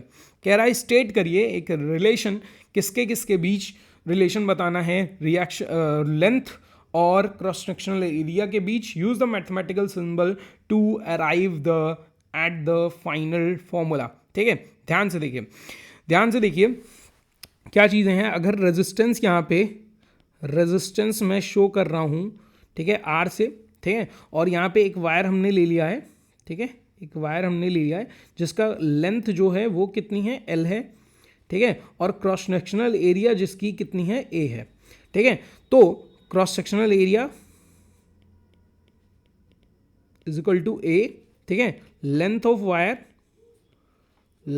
Wire ये हमने late किया हुआ है, ठीक है, late किया है, ठीक है। लेंथ ऑफ वायर कितना है? L है। Then R is directly proportional to L and R is inversely proportional to A. This implies that R is directly proportional to L by A, ठीक है, ये रिलेशन बन जाएगा। और यहाँ से ठीक है, जब प्रोपोर्शनलिटी का साइन हटता है तो आर इज इक्वल टू आ जाता है, क्या आ जाता है भाई, आर इज इक्वल टू आ जाता है इन यहाँ पे रो एल बाई ए, ठीक है। और ये रिलेशन रिप्रेजेंट करता है, स्टेट करता है ये फाइनल फॉर्मूला को, जो कि मैथमेटिकल सिंबल से अराइव होता है, ठीक है। तो ये पहले वाले क्वेश्चन का ये पूरा आंसर यहाँ तक हो जाएगा, इतना आपको लिखना है, यहाँ पे आपको ठीक है नंबर मिल जाएंगे। फिर कह रहा है using the formula define resistivity. अब देखो फॉर्मूला यूज करके कह रहा है आप डिफाइन करो रेजिस्टिविटी को, ठीक है। तो फॉर्मूला क्या आया है भैया, फॉर्मूला आया है R is equal to rho L by A, यही फॉर्मूला था, यही था ना फॉर्मूला, ठीक है। हम क्या कर रहे हैं, अब इसी फॉर्मूले से यूज करना है। तो मान लीजिए लेट कर लीजिए, let the length be 1 metre, ठीक है, एंड एरिया भी 1 मीटर स्क्वायर, ठीक है। वैसे मीटर स्क्वायर में नहीं लिया जाता, हमेशा सेंटीमीटर में लिया जाता है, तो मैं लेट कर ले रहा हूँ, सेंटीमीटर ही लेट कर ले रहा हूँ, ठीक है, क्योंकि स्मॉलर क्वांटिटी है ना, सेंटीमीटर एंड सेंटीमीटर स्क्वायर, ठीक है। तो क्या होगा कि आर इज इक्वल टू आ जाएगा रो, आर इज इक्वल टू क्या आ गया, रो आ गया। मतलब दैट रेजिस्टेंस, ठीक है, दैट रेजिस्टेंस ऑफ वायर, ठीक है, किसी भी वायर का, ठीक है, resistance, that resistance when length of wire is 1 centimetre unity and area of cross sectional area of wire is unity, that resistance is called resistivity, ठीक है। और इसी तरह से फॉर्मूला यूज करके हम क्या कर सकते हैं, रेजिस्टिविटी को डिफाइन कर सकते हैं, ठीक है। देखो ये जब यूनिटी हो गया है रेजिस्टेंस और लेंथ, और लेंथ यूनिटी हो गया है और आपका एरिया यूनिटी हो गया है, तब जो रेजिस्टेंस आ रही है वही रेजिस्टेंस किसको डिफाइन करती है, रेजिस्टिविटी को डिफाइन करती है। और ये किसका डिपेंडेंट होता है, मटेरियल डिपेंडेंट होता है। मटेरियल कैसा है, किसका डिपेंडेंट होता है, मटेरियल डिपेंडेंट होता है, रेजिस्टेंस पे डिपेंड नहीं करेगा, मटेरियल पे डिपेंड करेगा। समझ में आया, क्लियर हुई। स्क्रीनशॉट लेना है तो ले लीजिए, ठीक है। आगे बढ़ें, फॉर्मूला यूज करना है, ये सारे फॉर्मूले बहुत यूजफुल हैं, ठीक है, आपको मिलेंगे जरूर इनसे रिलेटेड क्वेश्चन। चलिए नेक्स्ट क्वेश्चन पे आते हैं। नेक्स्ट क्वेश्चन हमारा 3 नंबर का एक और बेहतरीन सा क्वेश्चन, जल्दी से बताइए ये कौन सी प्रोसेस का क्वेश्चन है। हाँ जल्दी से कमेंट बॉक्स में कमेंट करिए, ठीक है, या फिर ये कमेंट करिए, सिंपल सा ये कमेंट करिए कि यहाँ पे x की जगह क्या बनेगा, x की जगह जल्दी से बताइए क्या बनेगा, किसका फॉर्मेशन होगा, ठीक है। जल्दी से टिक टिक 1, टिक टिक 2, टिक टिक 3, टिक टिक 4, टिक टिक 5, थोड़ा सा बड़ा कर लूँ मैं, हाँ, टिक टिक 6, ठीक है। आगे बढ़ें, देखिए क्वेश्चन, देखिए क्वेश्चन देखिए भाई। क्वेश्चन क्या कह रहा है, क्वेश्चन कह रहा है हमसे कि in the given series the name the compound X and Y, ठीक है, which type, name the compound X and Z, which type of reaction is X to Z, ठीक है, एक्स से जेड तक की रिएक्शन किस तरह की रिएक्शन है, ठीक है। उसके साथ साथ ये कह रहा है, फिर दूसरा क्वेश्चन है, चलिए तो रिएक्शन, अच्छा ये रिएक्शन कुछ देख के कुछ दिखा लग रहा है, दिखा, हाँ कुछ याद आया, नहीं याद आया, मैं याद दिलाऊं, हाँ मैं याद दिलाऊं, रुकिए इसको छोटा कर लेते हैं, अब मैं याद दिलाता हूं आपको। देखो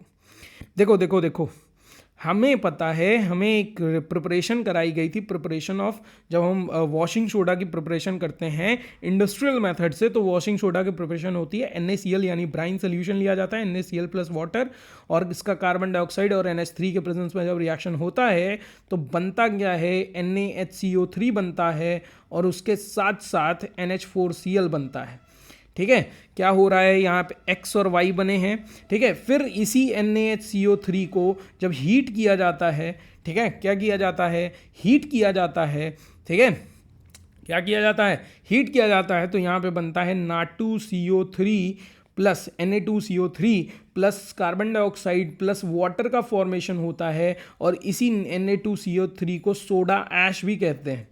क्या कहते हैं भैया, सोडा ऐश कहते हैं। और यही सोडा ऐश जब क्या 10 मॉलिक्यूल्स ऑफ वाटर के साथ ऐड होता है तो बनाता है Na2CO3.10H2O, ठीक है। अब ध्यान से देख लीजिए, पूरी रिएक्शन हम यहीं से मैच कराएंगे, ध्यान से देखिए, ध्यान से देखो, पूरी रिएक्शन मैच कराओ। क्या है, NaCl था, NaCl है, H2O है, ठीक है, कार्बन डाइऑक्साइड और NH3 है, ठीक है। रिएक्शन कर रहे हैं तो ये बन रहा है, ये बन रहा है। NaHCO3 को जब हम हीट कर रहे हैं, मतलब X क्या है, NaHCO3 है, ठीक है, और Y क्या है, NH4Cl है, ठीक है। चलिए X और फिर क्या है, क्वेश्चन में पूछा है कंपाउंड का नाम बताओ, Z और X का नाम बताओ, ठीक है। तो ये NaCO3 होगा यानी सोडियम हाइड्रोजन कार्बोनेट। Z क्या होगा, जब हीट किया जा रहा है तब Na2CO3 बन रहा है, तो यानी हीट करने पे ये जो Z बन रहा है क्या है, ये Na2CO3 है। Na2CO3 का नाम क्या होता है, सोडियम कार्बोनेट। NaHCO3 का नाम क्या होता है, सोडियम हाइड्रोजन कार्बोनेट। यानी X का नाम पता चल गया, Z का नाम पता चल गया। फिर कह रहा है सेकंड क्वेश्चन में, विच type of reaction is X to Z, X से Z तक की रिएक्शन कौन सी रिएक्शन है, तो कौन सी रिएक्शन है भाई, थर्मल डिकम्पोजिशन रिएक्शन है, क्योंकि एक प्रोडक्ट से एक रिएक्टेंट से कई सारे प्रोडक्ट बन रहे हैं, यानी थर्मल डिकम्पोजिशन हो रहा है। उसके बाद फिर इसी जेड का 10 मॉलिक्यूल्स ऑफ वाटर के साथ रिएक्शन कराया गया, तब क्यों बन रहा है। कोई दिक्कत, किसी को परेशानी नहीं है, आगे बढ़े। अब चलिए फिर क्वेश्चन, तीसरा वाला क्वेश्चन देखिए। तीसरा वाला क्वेश्चन ये देखो 3 नंबर का क्वेश्चन है, तीनों क्वेश्चन एक एक नंबर के थे पूरा, ठीक है। ठीक, चलें इसको मिटा दें, ये जो रिएक्शंस यहाँ पे लिखी हुई हैं मिटा दें। चलिए देखिए, उसके बाद अब आते हैं हम तीसरे वाले क्वेश्चन पे। तीसरा क्वेश्चन में कह रहा है आपको कि you are given 3 unknown solution ABC, जिसकी pH वैल्यू 6 है, A की pH वैल्यू 6 है, B की pH वैल्यू 8 है और C की pH वैल्यू 9.5 है। कह रहा है in which of the solution will have maximum number of hydronium ion, किसके पास सबसे ज़्यादा नंबर ऑफ हाइड्रोनियम आयन होगा, तो जिसका pH कम होगा वो एसिडिक होगा। एसिड्स के पास ज़्यादा H+ आयन होते हैं, तो pH किसका कम है, 6 का, यानी A के पास सबसे ज़्यादा हाइड्रोनियम आयन्स होंगे, H+ आयन सबसे ज़्यादा होंगे, ठीक है। उसके बाद arrange the given sample in the increasing order of H+ ion, H+ ion के इंक्रीजिंग ऑर्डर में, तो जिसका जितना pH ज़्यादा उतना हाइड्रोनियम आयन कम होगा, कम बनाएगा, क्योंकि वो OH आयन कंटेन करते हैं ना, बेसिक सोल्यूशन होगा। तो यहाँ पे यानी कि यहाँ पे क्या होगा कि 9.5 यानी C वाला, ठीक है, सबसे कम इसके पास हाइड्रोनियम आयन होंगे, फिर B होगा, फिर A होगा, ठीक है, ये 8 होगा और ये 6 है, तो ये इस तरह से ये इंक्रीजिंग ऑर्डर में बन जाएगा। समझ में आया, 3 नंबर आपको मिल गए हैं, एक बार ताली बजा दीजिए अपने लिए। चलिए नेक्स्ट क्वेश्चन पे चलते हैं। नेक्स्ट क्वेश्चन है क्वेश्चन फिजिक्स का क्वेश्चन है, हाँ फिजिक्स का क्वेश्चन है। चलिए देखिए ध्यान से देखिए, ये क्वेश्चन क्या कह रहा है, क्वेश्चन कह रहा है आपसे, हाँ क्वेश्चन कह रहा है what is the fundamental difference between hypermetropia, ठीक है, what is the fundamental difference between hypermetropia and myopia, ठीक, in terms of optical experience of a person. एक पर्सन के ऑप्टिकल एक्सपीरियंस पे हाइपरमेट्रोपिया और मायोपिया में डिफरेंस बताइए। तो मायोपिया क्या होता है, मायोपिया क्या होता है, जिसको, ठीक है, दूर का नहीं दिखता है, ठीक है, नियर साइटेडनेस जिसको कहते हैं, जिसको दूर का नहीं दिखता उसको हम कहते हैं मायोपिया। हाइपरमेट्रोपिया क्या होता है, जिसको नज़दीक का नहीं दिखता है, ठीक है, नज़दीक की चीज़ें नहीं दिखती हैं लेकिन दूर की चीज़ें अच्छे से दिखती हैं, नज़दीक की चीज़ें ब्लरी दिखती हैं, ब्लर दिखती हैं, ठीक है, उनको कहते हैं हाइपरमेट्रोपिया, ठीक है। तो ये फंडामेंटल डिफरेंस आपका हो गया on the basis in the terms of optical experience of a person. देखो 3 ही नंबर का क्वेश्चन है, उसमें भी A और B सेक्शन बनाया हुआ है, मतलब आपको इतना एक कट टू कट बात लिखनी है, खत्म करना है, पूरा कथा कहानी नहीं लिखनी है, ठीक है, A सेक्शन में। फिर A वाले में, फिर B वाला क्या कह रहा है कि the diagram shows A special case of I defect. Diagram जो है ये एक स्पेशल इफेक्ट दिखा रहा है, एक स्पेशल डिफेक्ट दिखा रहा है, आई डिफेक्ट, ठीक है। कह रहा है कि what is the defect shown in the figure. अच्छा ये देखो नज़दीक की चीज़ है और नज़दीक की चीज़ जो है ये बहुत पीछे, रेटिना के बहुत पीछे बन रही है, ठीक है, मतलब नज़दीक की चीज़ें दिख नहीं रही होंगी इंसान को, क्योंकि रेटिना पे बननी चाहिए ना, रेटिना पे बन नहीं रही है, मतलब ब्लरी दिख रही होंगी, ब्लरी दिख रही होंगी, मतलब ये जो डिफेक्ट है वो क्या है, हाइपरमेट्रोपिया का डिफेक्ट है, ठीक है। उसके बाद state 1 cause for such A defect.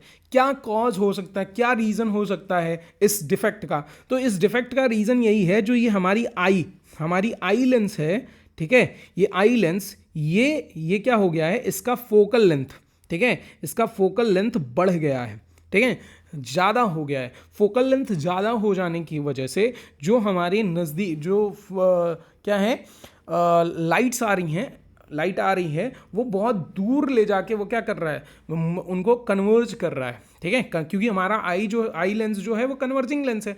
तो जब फोकल लेंथ ज़्यादा हो जाएगी तो ऑब्वियस सी बात है बहुत दूर जाके, फोकल लेंथ कम होगा तो नज़दीक कन्वर्ज करता है, लेकिन फोकल लेंथ ज़्यादा हो जाएगी तो बहुत दूर कन्वर्ज करता है, ठीक है। तो इसलिए ये प्रॉब्लम आ रही है इस इंसान को, ठीक है। तो यही कॉज है फोकल लेंथ बढ़ गया है, ठीक है, आई लेंस का, कॉन्वेक्स लेंस का, ठीक है। Explain with reason if concave lens can be use to correct the defect. नहीं, देखो हमने आपको अभी थोड़ी देर पहले बताया है कि अगर दूर की चीज़ें नहीं दिख रही हैं, ठीक है, तो आप कॉनकेव लेंस का यूज़ करिए, ठीक है, तब अच्छे से दिखेगा। अगर नज़दीक की चीज़ कोई भी नहीं दिख रही है तो उसके लिए किसका यूज़ करना चाहिए, कॉन्वेक्स लेंस का यूज़ करना चाहिए, ठीक है। अब देखो नज़दीक का नहीं दिख रहा है, अब और पहले कन्वर्ज करना है ना। अगर यहाँ पे अब आप कह रहे हो कि कॉनकेव लेंस लगा दो, अगर यहाँ कॉनकेव लेंस लग जाता है तो ये तो और दूर जाके इसको कन्वर्ज करेगा, डाइवर्जन हो जाएगा ना, ठीक है। डाइवर्जन हो जाएगा तो ऑब्वियस सी बात है कि कॉनकेव लेंस हम यूज़ नहीं करेंगे, नो, ठीक है। क्यों नहीं करेंगे उसका रीज़न भी कह रहा है, तो क्यों इसीलिए नहीं करेंगे क्योंकि कॉनकेव लेंस इसको लाइट रेज को और डाइवर्ज कर देगा, और डाइवर्ज करेगा, ठीक है, तो लाइट रेज और दूर जाके कहीं, ठीक है, क्या बनेगा, इमेज बनेगा रेटिना पे। हमको तो रेटिना पे बनाना है, तो रेटिना पे बनाने के लिए हमको क्या यूज़ करना पड़ेगा, और नज़दीक करना है ना, नज़दीक करने के लिए कन्वर्जिंग लेंस लगाना पड़ेगा, समझ में आ रही बात। इसलिए यहाँ कॉनकेव नहीं कॉन्वेक्स लेंस का यूज़ होगा, और यही रीज़न हो जाएगा इसका। समझ में आया, किसी को दिक्कत परेशानी है? देखो पूरा कट टू क्लियर है, हर एक आंसर आपके सामने रखा जा रहा है, समझाया जा रहा है आपको। अब इसके बाद भी अगर आप ये चीज़ ना शो कर पाओ, ना लिख पाओ, ठीक है, ना एकदम समझा के आ पाओ, तो क्या इसमें कुछ नहीं है। एक नंबर में ये सोचो तुम, अगर ये पहला वाला क्वेश्चन, ए वाला क्वेश्चन 1 नंबर का रखा है और ये 2 नंबर का रखा है, तो इतने में आपको बहुत ज़्यादा एक्सप्लेनेशन नहीं करना, ठीक है। थोड़ी अगर आप 30 वर्ड्स भी लिख देते हो इसके एक्सप्लेनेशन में तब भी हो जाएगा, आराम से कर लोगे, 3 नंबर यहाँ पे मिल जाएंगे आपको। समझ में आ रही बात, समझ में आ रहा है? आगे बढ़ें, नेक्स्ट क्वेश्चन देखिए। नेक्स्ट क्वेश्चन है आपके पास कि एक, वेट अ मिनट, ठीक है, कह रहा है एक एसिड है जो कि वाई अल्कोहल के साथ रिएक्ट कर रहा है each other in the presence of acid catalyst to form sweet smelling substance Z. अब देखो ये सीधे सीधे रिएक्शन आपको दिख रही है कि एक अल्कोहल एक्स, ठीक है, वाई है, और एसिड एक्स है, ठीक है, और स्वीट स्मेलिंग सब्सटेंस बना रहा है जेड। मतलब यहाँ से समझ गए हम कि जो रिएक्शन हो रही है वो किसकी रिएक्शन हो रही होगी, हो रहा होगा CH3COH यानी कार्बोक्सिलिक एसिड और C2H5OH, ये रिएक्शन कर रहे होंगे और बना रहे होंगे क्या बना रहे होंगे भैया, क्या बना रहे होंगे, जल्दी बता दीजिए, हाँ, CH3COO C2H5 बना रहे होंगे, जिसको हम क्या कहते हैं, और ये किसके प्रेजेंस में होता है, कंसंट्रेटेड H2SO4 के प्रेजेंस में। कंसंट्रेटेड H2SO4 क्या होता है, डिहाइड्रेटिंग एजेंट होता है, पानी निकालता है, ठीक है, बॉस की तरह बिहेव करता है। ये क्या होगा, इसका नाम क्या है, इसका नाम है एथिल एथेनोएट, ठीक है, एथेनोएट नाम है। IUPAC नेमिंग जाके पढ़ लीजिएगा, बताइए, ये थोड़ा सा ही है, अगर देखना चाहते हैं तो देख लीजिए। IUPAC नेमिंग आती है, पूछी जाती है IUPAC नेमिंग, ठीक है, कभी कभी पूछ लिया जाता है, ठीक है। तो ये जेड सब्सटेंस बन रहा है, ये एक्स सब्सटेंस है, ये वाई सब्सटेंस है, जेड बना लिया, ठीक है, जेड बना लिया। अब कह रहा है identify the X Y Z, तो आइडेंटिफाई कर लिए। Write the chemical reaction for the reaction involve and name it, ठीक है। तो ये कौन सी रिएक्शन होती है, एस्टरिफिकेशन रिएक्शन होती है, एस्टरिफिकेशन रिएक्शन होती है, क्योंकि इसमें एस्टर का फॉर्मेशन हो रहा है। कह रहा है the Z on treated with sodium hydroxide produce back the alcohol Y and sodium ethanoate, ठीक है, एंड सोडियम एथेनोएट, ठीक है। Write the chemical equation for the reaction involved and name it giving the justification for the name, ठीक है। Justification name का भी देना है और रिएक्शन का नेम भी बताना है और जस्टिफिकेशन भी देना है। चलिए तो बताते हैं। अब कह रहा है कि वही जेड के साथ रिएक्शन, ठीक है, जेड की रिएक्शन किसके साथ हो रही है, जेड की रिएक्शन हो रही है, ध्यान से देखिएगा, हाँ, जेड की रिएक्शन हो रही है किसके साथ, देखो ध्यान से, जेड कौन है, CH3COO C2H5, इसकी रिएक्शन जब NaOH के साथ हो रही है तो ये बना रहा है क्या, बना रहा है CH3COO Na, ठीक है, जिसको हम क्या कह रहे हैं हम सोडियम एथेनोएट, ठीक है, और उसके साथ साथ यहाँ पे बैक टू एल्कोहल C2H5OH मिल जाता है। और ये रिएक्शन आपको बताई गई है भैया, ये रिएक्शन कौन सी रिएक्शन है? सपोनिफिकेशन रिएक्शन, ठीक है, सोप फॉर्मेशन रिएक्शन, यही तो है, ठीक है, यही तो सोप बन रहा है, इसीलिए इस रिएक्शन का नाम क्या होगा? सपोनिफिकेशन रिएक्शन, क्योंकि ये एक पर्टिकुलर मेथड है सोप का फॉर्मेशन करने का। और यहाँ पे ये जो कंपाउंड है, ये सोडियम एथेनोएट है, ये एल्कोहल है, यानी एथिल एल्कोहल है, और इसका फॉर्मेशन हो रहा है। और जस्टिफिकेशन नेम के लिए देना है तो यही लिखेंगे कि क्योंकि यहाँ पे जो ये फॉर्मेशन हो रहा है प्रोडक्ट का, ये एक सोप का फॉर्मेशन है, और इसी वजह से इस रिएक्शन का नाम क्या है? Saponification reaction. समझ में आया? आप 5 नंबर का क्वेश्चन ढेर कर दिया कि नहीं आपने? अच्छा सर ऐसे ही लिख देंगे रिएक्शन? नहीं, आपको एक्सप्लेन भी करना है, लिखना है कि एक्स, ठीक है, ये कौन सी चीज़ थी और वो क्या है, किस तरह से। तो एक्सप्लेनेशन आपका रहना चाहिए भाई, 5 नंबर लेना है तो एक्सप्लेनेशन रहना चाहिए, ठीक है। आपको वर्ड्स भी लिखने पड़ेंगे कुछ, केवल रिएक्शन लिख के मत आइएगा, ठीक है। समझ में आ रही है? समझ में आ रहा है? आगे बढ़ें, नेक्स्ट क्वेश्चन देखिए। नेक्स्ट क्वेश्चन क्या है? ये क्वेश्चन देखिए, बढ़िया क्वेश्चन क्या है क्वेश्चन में, ध्यान से देखिएगा, यहीं पे ध्यान से देखिए। कह रहा है analyse the following observation above showing, दिख रहा है सबको? दिख रहा है? हाँ, नहीं दिख रहा है तो बड़ा कर दें, अब दिख रहा है, ठीक है। कह रहा है analyse the following observation table showing the variations of image distance, ठीक है, और object distance in case of convex lens, answer the following that follow without doing any calculation. कोई कैलकुलेशन नहीं करना है, इन सभी क्वेश्चंस का जवाब देना है। क्वेश्चन क्या है? पहला क्वेश्चन है what is the focal length of convex lens, give reason in support your answer. तो what is the focal length क्या होगा, ठीक है। अच्छा, फोकल लेंथ यहाँ पे, ठीक है, अगर इन ऑब्जर्वेशंस को अच्छे से पढ़ें तो ऑब्जर्वेशन में ये लिखा है कि पहले ऑब्जेक्ट रखा था -90 सेंटीमीटर पे, तब 18 सेंटीमीटर पे इमेज बना है, ठीक है। फिर 60 सेंटीमीटर पे रखा था तो 20 सेंटीमीटर पे इमेज बना है। फिर 30 सेंटीमीटर पे रखा था तो 30 सेंटीमीटर पे बना है, ठीक है। अच्छा, 30 पे रखा है, 30 पे बना है, मतलब ये कहाँ रखा होगा? 2F पे रखा होगा, ठीक है। -20 पे रखा गया तो 60 पे बना है। फिर -80 पे रखा गया तो 90 पे बना है। अच्छा, ये देखो, ये इनवर्स आ रहा है कि नहीं? आ रहा है कि नहीं? ये ऑब्जर्वेशन पहला वाला और 5वां वाला इनवर्स आ रहा है। -90 पे रखा था तो 80 पे बना है, और फिर -80 पे रखा है तो 90 पे बना है। बन रहा है कि नहीं? बन रहा है ना? हाँ, तो क्या ये नहीं बोल सकते कि इनफाइनाइट पे रखा था तो फोकल लेंथ पे बनाया, और फोकल लेंथ पे फोकस पे जब रखा गया तो इनफाइनाइट पे बनाया, और ये लास्ट केस आपका किसका हो जाएगा? 6वां केस, जो इमेज किस में बनता है? जब हम बहुत ऑप्टिकल सेंटर और फोकस के बीच रखते हैं, तो यही एक तो केस बन रहा है। ऑप्टिकल सेंटर और फोकस के बीच तभी आएगा जब 10 सेंटीमीटर होगा। तो यहाँ पे 18 सेंटीमीटर आपका क्या हो जाएगा? ऑप्शन हो जाएगा, फोकल लेंथ हो जाएगा। गिव रीजन, तो ये रीजन आप बताएंगे कि इनफाइनाइट पे जब 90 सेंटीमीटर पे ऑब्जेक्ट रखा था तो 18 सेंटीमीटर पे इमेज बना, और ये फर्स्ट और फिफ्थ कैलकुलेशन ये दोनों डिफाइन कर रही हैं कि ये क्या है, फोकल लेंथ कितना होगा? 18 सेंटीमीटर होगा। Right the serial number of that observation which is not correct, how did you arrive this conclusion. इनमें से कौन सा ऐसा ऑब्जर्वेशन है जो करेक्ट नहीं है, ठीक है। अच्छा, यहाँ पे देख लो, ध्यान से देखो, -10 पे जब रखा गया है तो +100 पे इमेज बन रहा है। -10 यानी लास्ट ऑप्टिकल सेंटर और फोकस के बीच रखा गया होगा। ऑप्टिकल सेंटर और फोकस के बीच जब ऑब्जेक्ट को रखा जाता है तो वर्चुअल इमेज बनता है और सेम साइड ऑफ ऑब्जेक्ट बनता है, ठीक है। तो अगर ऑब्जेक्ट के साइड पे ही बनेगा तो माइनस में, ये साइन कन्वेंशन माइनस में आना चाहिए, यहाँ पे तो प्लस में है, यानी कि ये क्या हो जाएगा? ऑब्जर्वेशन गलत हो जाएगा, और यही रीजन हो जाएगा, ठीक है। यही रीजन आप लिखेंगे इस कंक्लूजन में, ठीक है। समझ में आया? Take appropriate scale to draw ray diagram for observation S4। इस 4 के लिए आपको ऑब्जर्वेशन लिखना है। Find the approximate value of magnification की आपको अप्रोक्सीमेट वैल्यू निकालनी है। तो लगभग अप्रोक्सीमेट वैल्यू निकालनी है। लेंस है तो लेंस का फॉर्मूला मैग्निफिकेशन क्या होता है? V/U, ठीक है। अगर अप्रोक्सीमेट वैल्यू इसी ऑब्जर्वेशन से निकाले, 4th ऑब्जर्वेशन से, तो कितना आएगा? -3 आएगा, ठीक है। कितना आएगा? -3 आएगा। समझ में आ रही बात?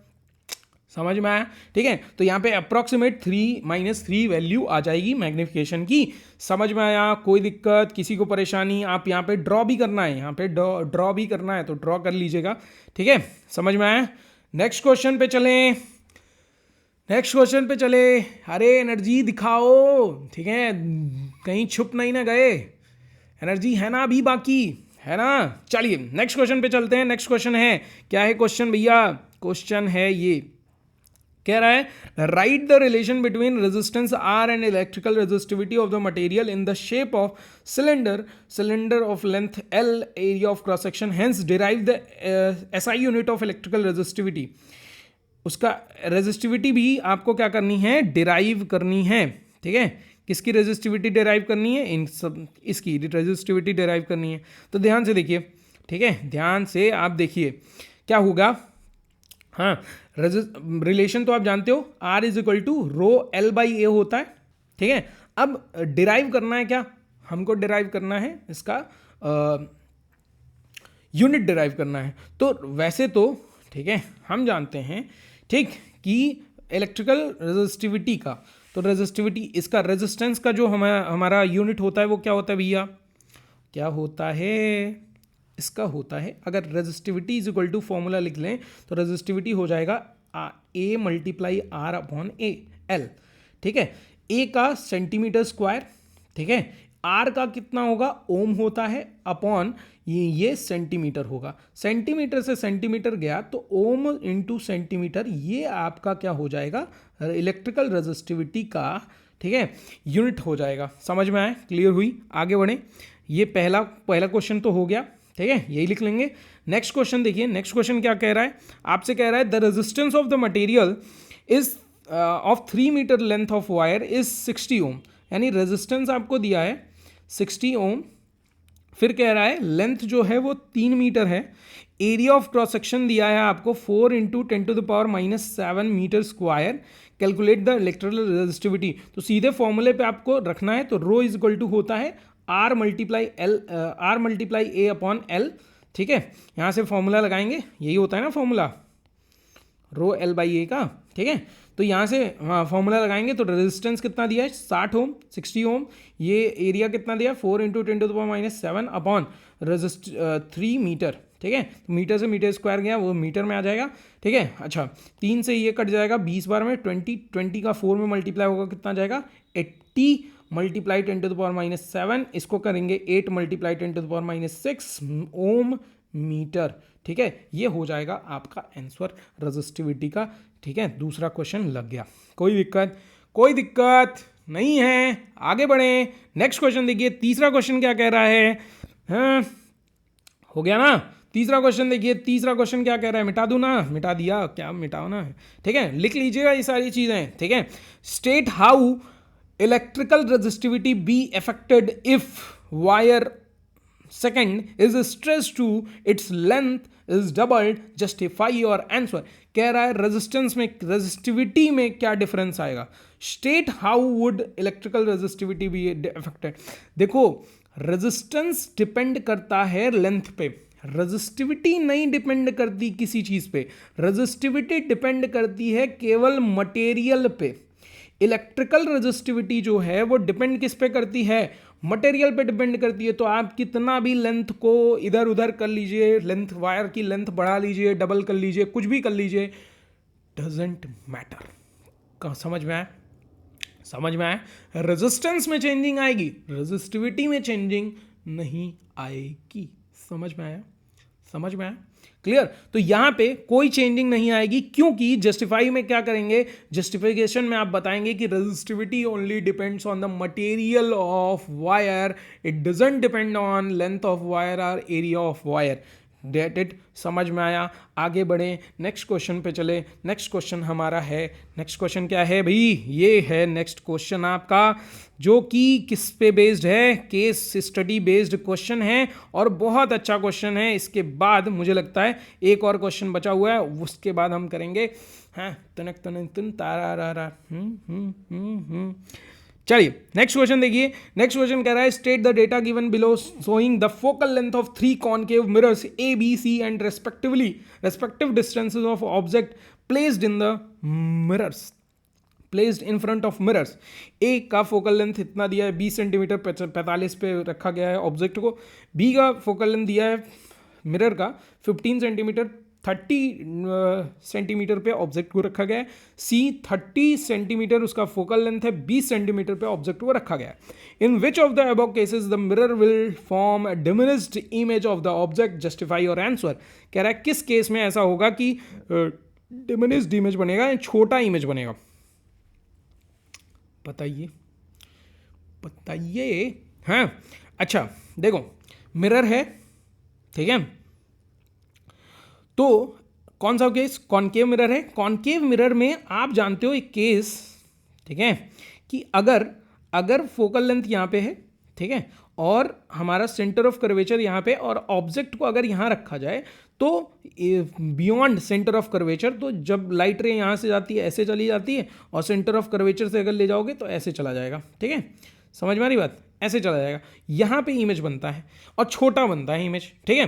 तो यहाँ देखो फोकल लेंथ अगर 20 दिया है तो इसका डबल सेंटर ऑफ कर्वेचर होता है, यानी 40 पे सेंटर ऑफ कर्वेचर होगा। और ऑब्जेक्ट को कहाँ रखा गया, ऑब्जेक्ट को रखा गया है 45 सेंटीमीटर पे, यानी कि बियॉन्ड सेंटर ऑफ कर्वेचर, और बियॉन्ड सेंटर ऑफ कर्वेचर रखा गया है, लेकिन दूसरे वाले में सेंटर ऑफ कर्वेचर पे रखा गया है, तीसरे वाले में फोकस के भी अंदर रखा गया है, मतलब फोकस और पोल के बीच रखा गया होगा। यानी पहला वाला जो केस है उसी केस में ऐसा होगा कि डिमिनिश्ड इमेज बनेगा, और किसी केस में डिमिनिश्ड इमेज नहीं बनेगा, क्योंकि जब सेंटर ऑफ कर्वेचर पे रखा जाता है तो सेम साइज इमेज बनता है, जब पोल और फोकस के बीच ऑब्जेक्ट को रखा जाता है तो हमेशा लार्ज इमेज बनता है, एनलार्ज इमेज बनता है। इसलिए यहाँ पे ऑप्शन हो जाएगा कौन से किस केस में, ए केस में, ए वाले केस में आपका होगा ऐसा काम, ठीक है। List 2 properties of image formed in case 2, कह रहा है केस 2 में 2 प्रॉपर्टीज बताइए इमेज जो फॉर्म होंगी उसकी। तो same size of object, same size as of object पहला, ठीक है। दूसरा कैसा होगा, रियल एंड इन्वर्टेड होगा, ठीक है। तीसरा और एक क्या बता सकते हैं, real and inverted same position पे बनेगा एट सेंटर ऑफ कर्वेचर, ठीक है, लेकिन वो प्रॉपर्टी नहीं है, ठीक है। तो यहाँ पे ये 2 प्रॉपर्टीज आप बता सकते हैं, ठीक है। व्हाट, नेक्स्ट क्वेश्चन है, ए और बी दिया हुआ है, 2 दिए हुए हैं। What is the nature and size of image formed by the mirror C, draw a ray diagram to justify और आंसर। कह रहा है सी के केस में नेचर और साइज क्या होगा। तो नेचर क्या होगा भाई, सी के केस में नेचर होगा वर्चुअल एंड इरेक्ट इमेज बनेगा, ठीक है। और साइज क्या होगा, लार्ज साइज ऑफ इमेज बनेगा, लार्ज साइज इमेज, ठीक है। इमेज से, ऑब्जेक्ट से लार्ज साइज का इमेज बनेगा। तो ये नेचर हो गया, ये दूसरा वाला उसका साइज हो गया। जस्टिफाई करने के लिए वर्चुअल इमेज बनता है, ठीक है, पीछे की तरफ बिहाइंड द इमेज यहाँ पे फॉर्म होता है, ठीक है, इस केस में। समझ में आया, क्लियर हुई, ये रे डायग्राम आप बना लेंगे, क्लियर हो गया। आगे बढ़ें, नेक्स्ट क्वेश्चन देखिए। An object is placed at a distance of 18 centimetre from a concave mirror of focal length 12 centimeter, find the position of image formed in this case। कह रहा है 18 सेंटीमीटर पे की डिस्टेंस पे रखा गया है, फोकल लेंथ आपका 12 है, तो बताइए पोजीशन क्या होगी इमेज की, जो फॉर्म होगा सेम जगह पे बनेगा, क्योंकि 12 सेंटीमीटर अगर, हाँ सॉरी सेम जगह पे कह रहा हूँ, beyond centre of curvature image बनेगा, क्योंकि 12 सेंटीमीटर आपकी फोकल लेंथ है, इसका double 24 centimetre centre of curvature होगा, यानी सेंटर ऑफ कर्वेचर और फोकस के बीच ऑब्जेक्ट को रखा गया है। और जब सेंटर ऑफ कर्वेचर और फोकस के बीच ऑब्जेक्ट को रखा जाता है तो इमेज कहाँ बनता है, beyond the centre of curvature बनता है, रियल एंड इन्वर्टेड बनता है, और कैसा बनेगा, लार्जर देन ऑब्जेक्ट बनेगा। समझ में आया, क्लियर हुई। आगे बढ़े, नेक्स्ट क्वेश्चन देखें। नेक्स्ट क्वेश्चन क्या है भैया, देख लीजिए नेक्स्ट क्वेश्चन यहाँ पे दिया हुआ है आपसे कि कंसिडर द फॉलोइंग इलेक्ट्रिक दिख रहा है, नहीं दिख रहा है, अभी दिख रहा है, ठीक है। कह रहा है कि consider the following electrical circuit diagram in which 9 identical resistors लगाए गए हैं, कनेक्टेड हैं, ठीक है। इस तरह से एक A1 जो है वो 1 एम्पियर की करंट फ्लो वहाँ पे क्या हो रही है, रीडिंग आ रही है A1 में, अमीटर A1 में, तो बताइए, answer the following question, what is the relationship between reading of A1 and A3, give reason for your answer. A1 और A3 की जो रीडिंग होगी, ठीक है, A1 और A3 की जो रीडिंग होगी वो कैसी होगी, वो सेम होगी। क्यों? क्योंकि जो भी करंट यहाँ पे अलग अलग, क्योंकि ये पूरा जो करंट आता है, अलग अलग करंट पैरेलल कॉम्बिनेशन से आती हैं, ये सभी करंट एड ऑन होके लास्ट में सिमिलर करंट में कन्वर्ट हो जाती हैं। तो यहाँ पे जो करंट होगा, ठीक है, यहाँ पे जो करंट होगा आई, और यहाँ पे जो करंट होगा वो सेम करंट होगा, यानी A1 और A3 की रीडिंग क्या आ जाएंगी, सेम आएंगे, ठीक है, यानी 1 एम्पियर के इक्वल होंगी। समझ में आया? क्लियर हुई? ठीक है। क्यों ऐसा होगा? क्योंकि जो जितना भी अलग अलग रजिस्टर्स के थ्रू जो करंट फ्लो होती है, ठीक है, और ये भी कह सकते हो कि A1 और A3 जो हैं ये आपस में अगर कनेक्टेड देखा जाए तो ये सीरीज कॉम्बिनेशन में है, इसलिए इन दोनों के थ्रू एक ही अमाउंट ऑफ करंट फ्लो होगी। दूसरा, what is the relationship between reading of A2 and A3, A2 और A3 के बीच कैसे रीडिंग रिलेशनशिप होगा? तो A2 और A3 इक्वल नहीं होंगे। हाँ, ये है कि A2 और जितनी यहाँ पे करंट फ्लो हो रही है, यहाँ पे करंट फ्लो हो रही है, ये सभी करंट्स ऐड करेंगे तो ये इक्वल आ जाएगा A3 करंट के इक्वल आएगा, यानी A2 is a part of A3 current, ठीक है, A2 is a part of A3 current, ठीक है। तो यहाँ पे ये हो जाएगा। फिर कह रहा है determine the reading of voltmeter 1, voltmeter 1 की रीडिंग क्या होगी ये बताइए, ठीक है। तो वोल्टमीटर 1 की रीडिंग देखिए ध्यान से, यहीं बता दे रहा हूँ मैं, यहीं पे मैं बता दे रहा हूँ, देखिए ध्यान से क्या होगा वोल्टमीटर 1 की रीडिंग।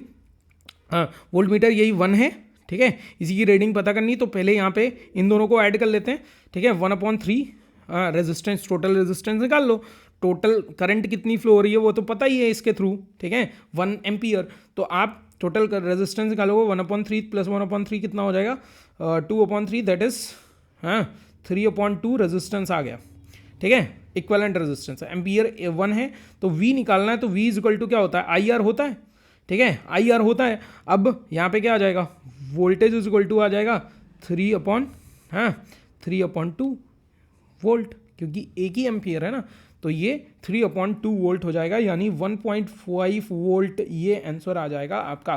कह रहा है फाइंड द टोटल रेजिस्टेंस, तो टोटल रेजिस्टेंस कैसे निकलेगा भैया, टोटल रेजिस्टेंस ऐड ऑन करके निकलेगा, ठीक है। कैसे ऐड ऑन करोगे, जैसे यहाँ पे ऐड ऑन किया, इसका टोटल रेजिस्टेंस कितना आया 3/2, ठीक है, प्लस इनका अगर ऐड किया जाए तो ये कितना आएंगे 1 आ जाएगा इसका, ठीक है, पैरेलल में कॉम्बिनेशन में ऐडेड है ना, इनका ऐड करोगे तो कितना आएगा, इनका ऐड करोगे तो आ जाएगा 3/2, 3/4 आ जाएगा। इनको ये तीनों सीरीज में ऐडेड हैं, तो सीरीज में कॉम्बिनेशन ऐड करोगे तो यहाँ पे आ जाएगा 4, एलसीएम हो गया 6 + 4 + 3, ठीक है, 13/4, यानी यहाँ पे डिवाइड करेंगे तो आ जाएगा कितना 4 से 3.25, ठीक है, 3.25 ओम या फिर 13/4 ओम कह सकते हो, total resistance in the circuit हो जाएगा। समझ में आया? क्लियर हुई बातें?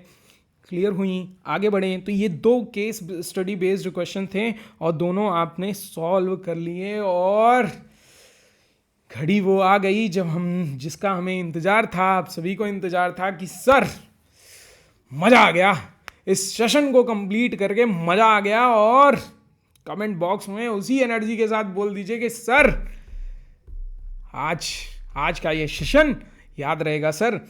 बस अब लास्ट में इतना ही बोलना है कि आराम से, ठीक है, आज की नींद पूरी करिएगा, जो भी 5.5-6 घंटे की नींद है, ठीक है, उतनी ही लीजिएगा। उसके बाद सुबह में जो भी चीज़ें ऐसी हैं जो रिवीजन करने लायक हैं, आपको लग रहा है कि इन चीज़ों को मैं भूल सकता हूँ, उनको रिवाइज कर लीजिएगा 1-2 घंटे में, ठीक है। आराम से फ्री माइंड के साथ पूजा वूजा करके आराम से फ्री माइंड के साथ जाइएगा, एग्जामिनेशन दे के आइएगा। आते ही कमेंट बॉक्स में कमेंट करिएगा, बताइएगा कि सर एग्जामिनेशन आपका कैसा गया, ठीक है, कौन कौन से ऐसे क्वेश्चंस थे जो आपको यहाँ से मिले। अच्छा लगा ये सेशन तो लाइक कर दीजिएगा, अपने दोस्तों को शेयर कर दीजिएगा। फिर मिलते हैं नेक्स्ट वीडियो में। Thank you so much, all the best, my blessings are always with you. आप बहुत अच्छा कर सकते हो, आप बहुत अच्छा करके आओगे, ये मुझे यकीन है, और इसी यकीन को कायम रखिएगा आप। Thank you so much. ठीक है, फिर मिलते हैं नेक्स्ट वीडियो में। Thank you.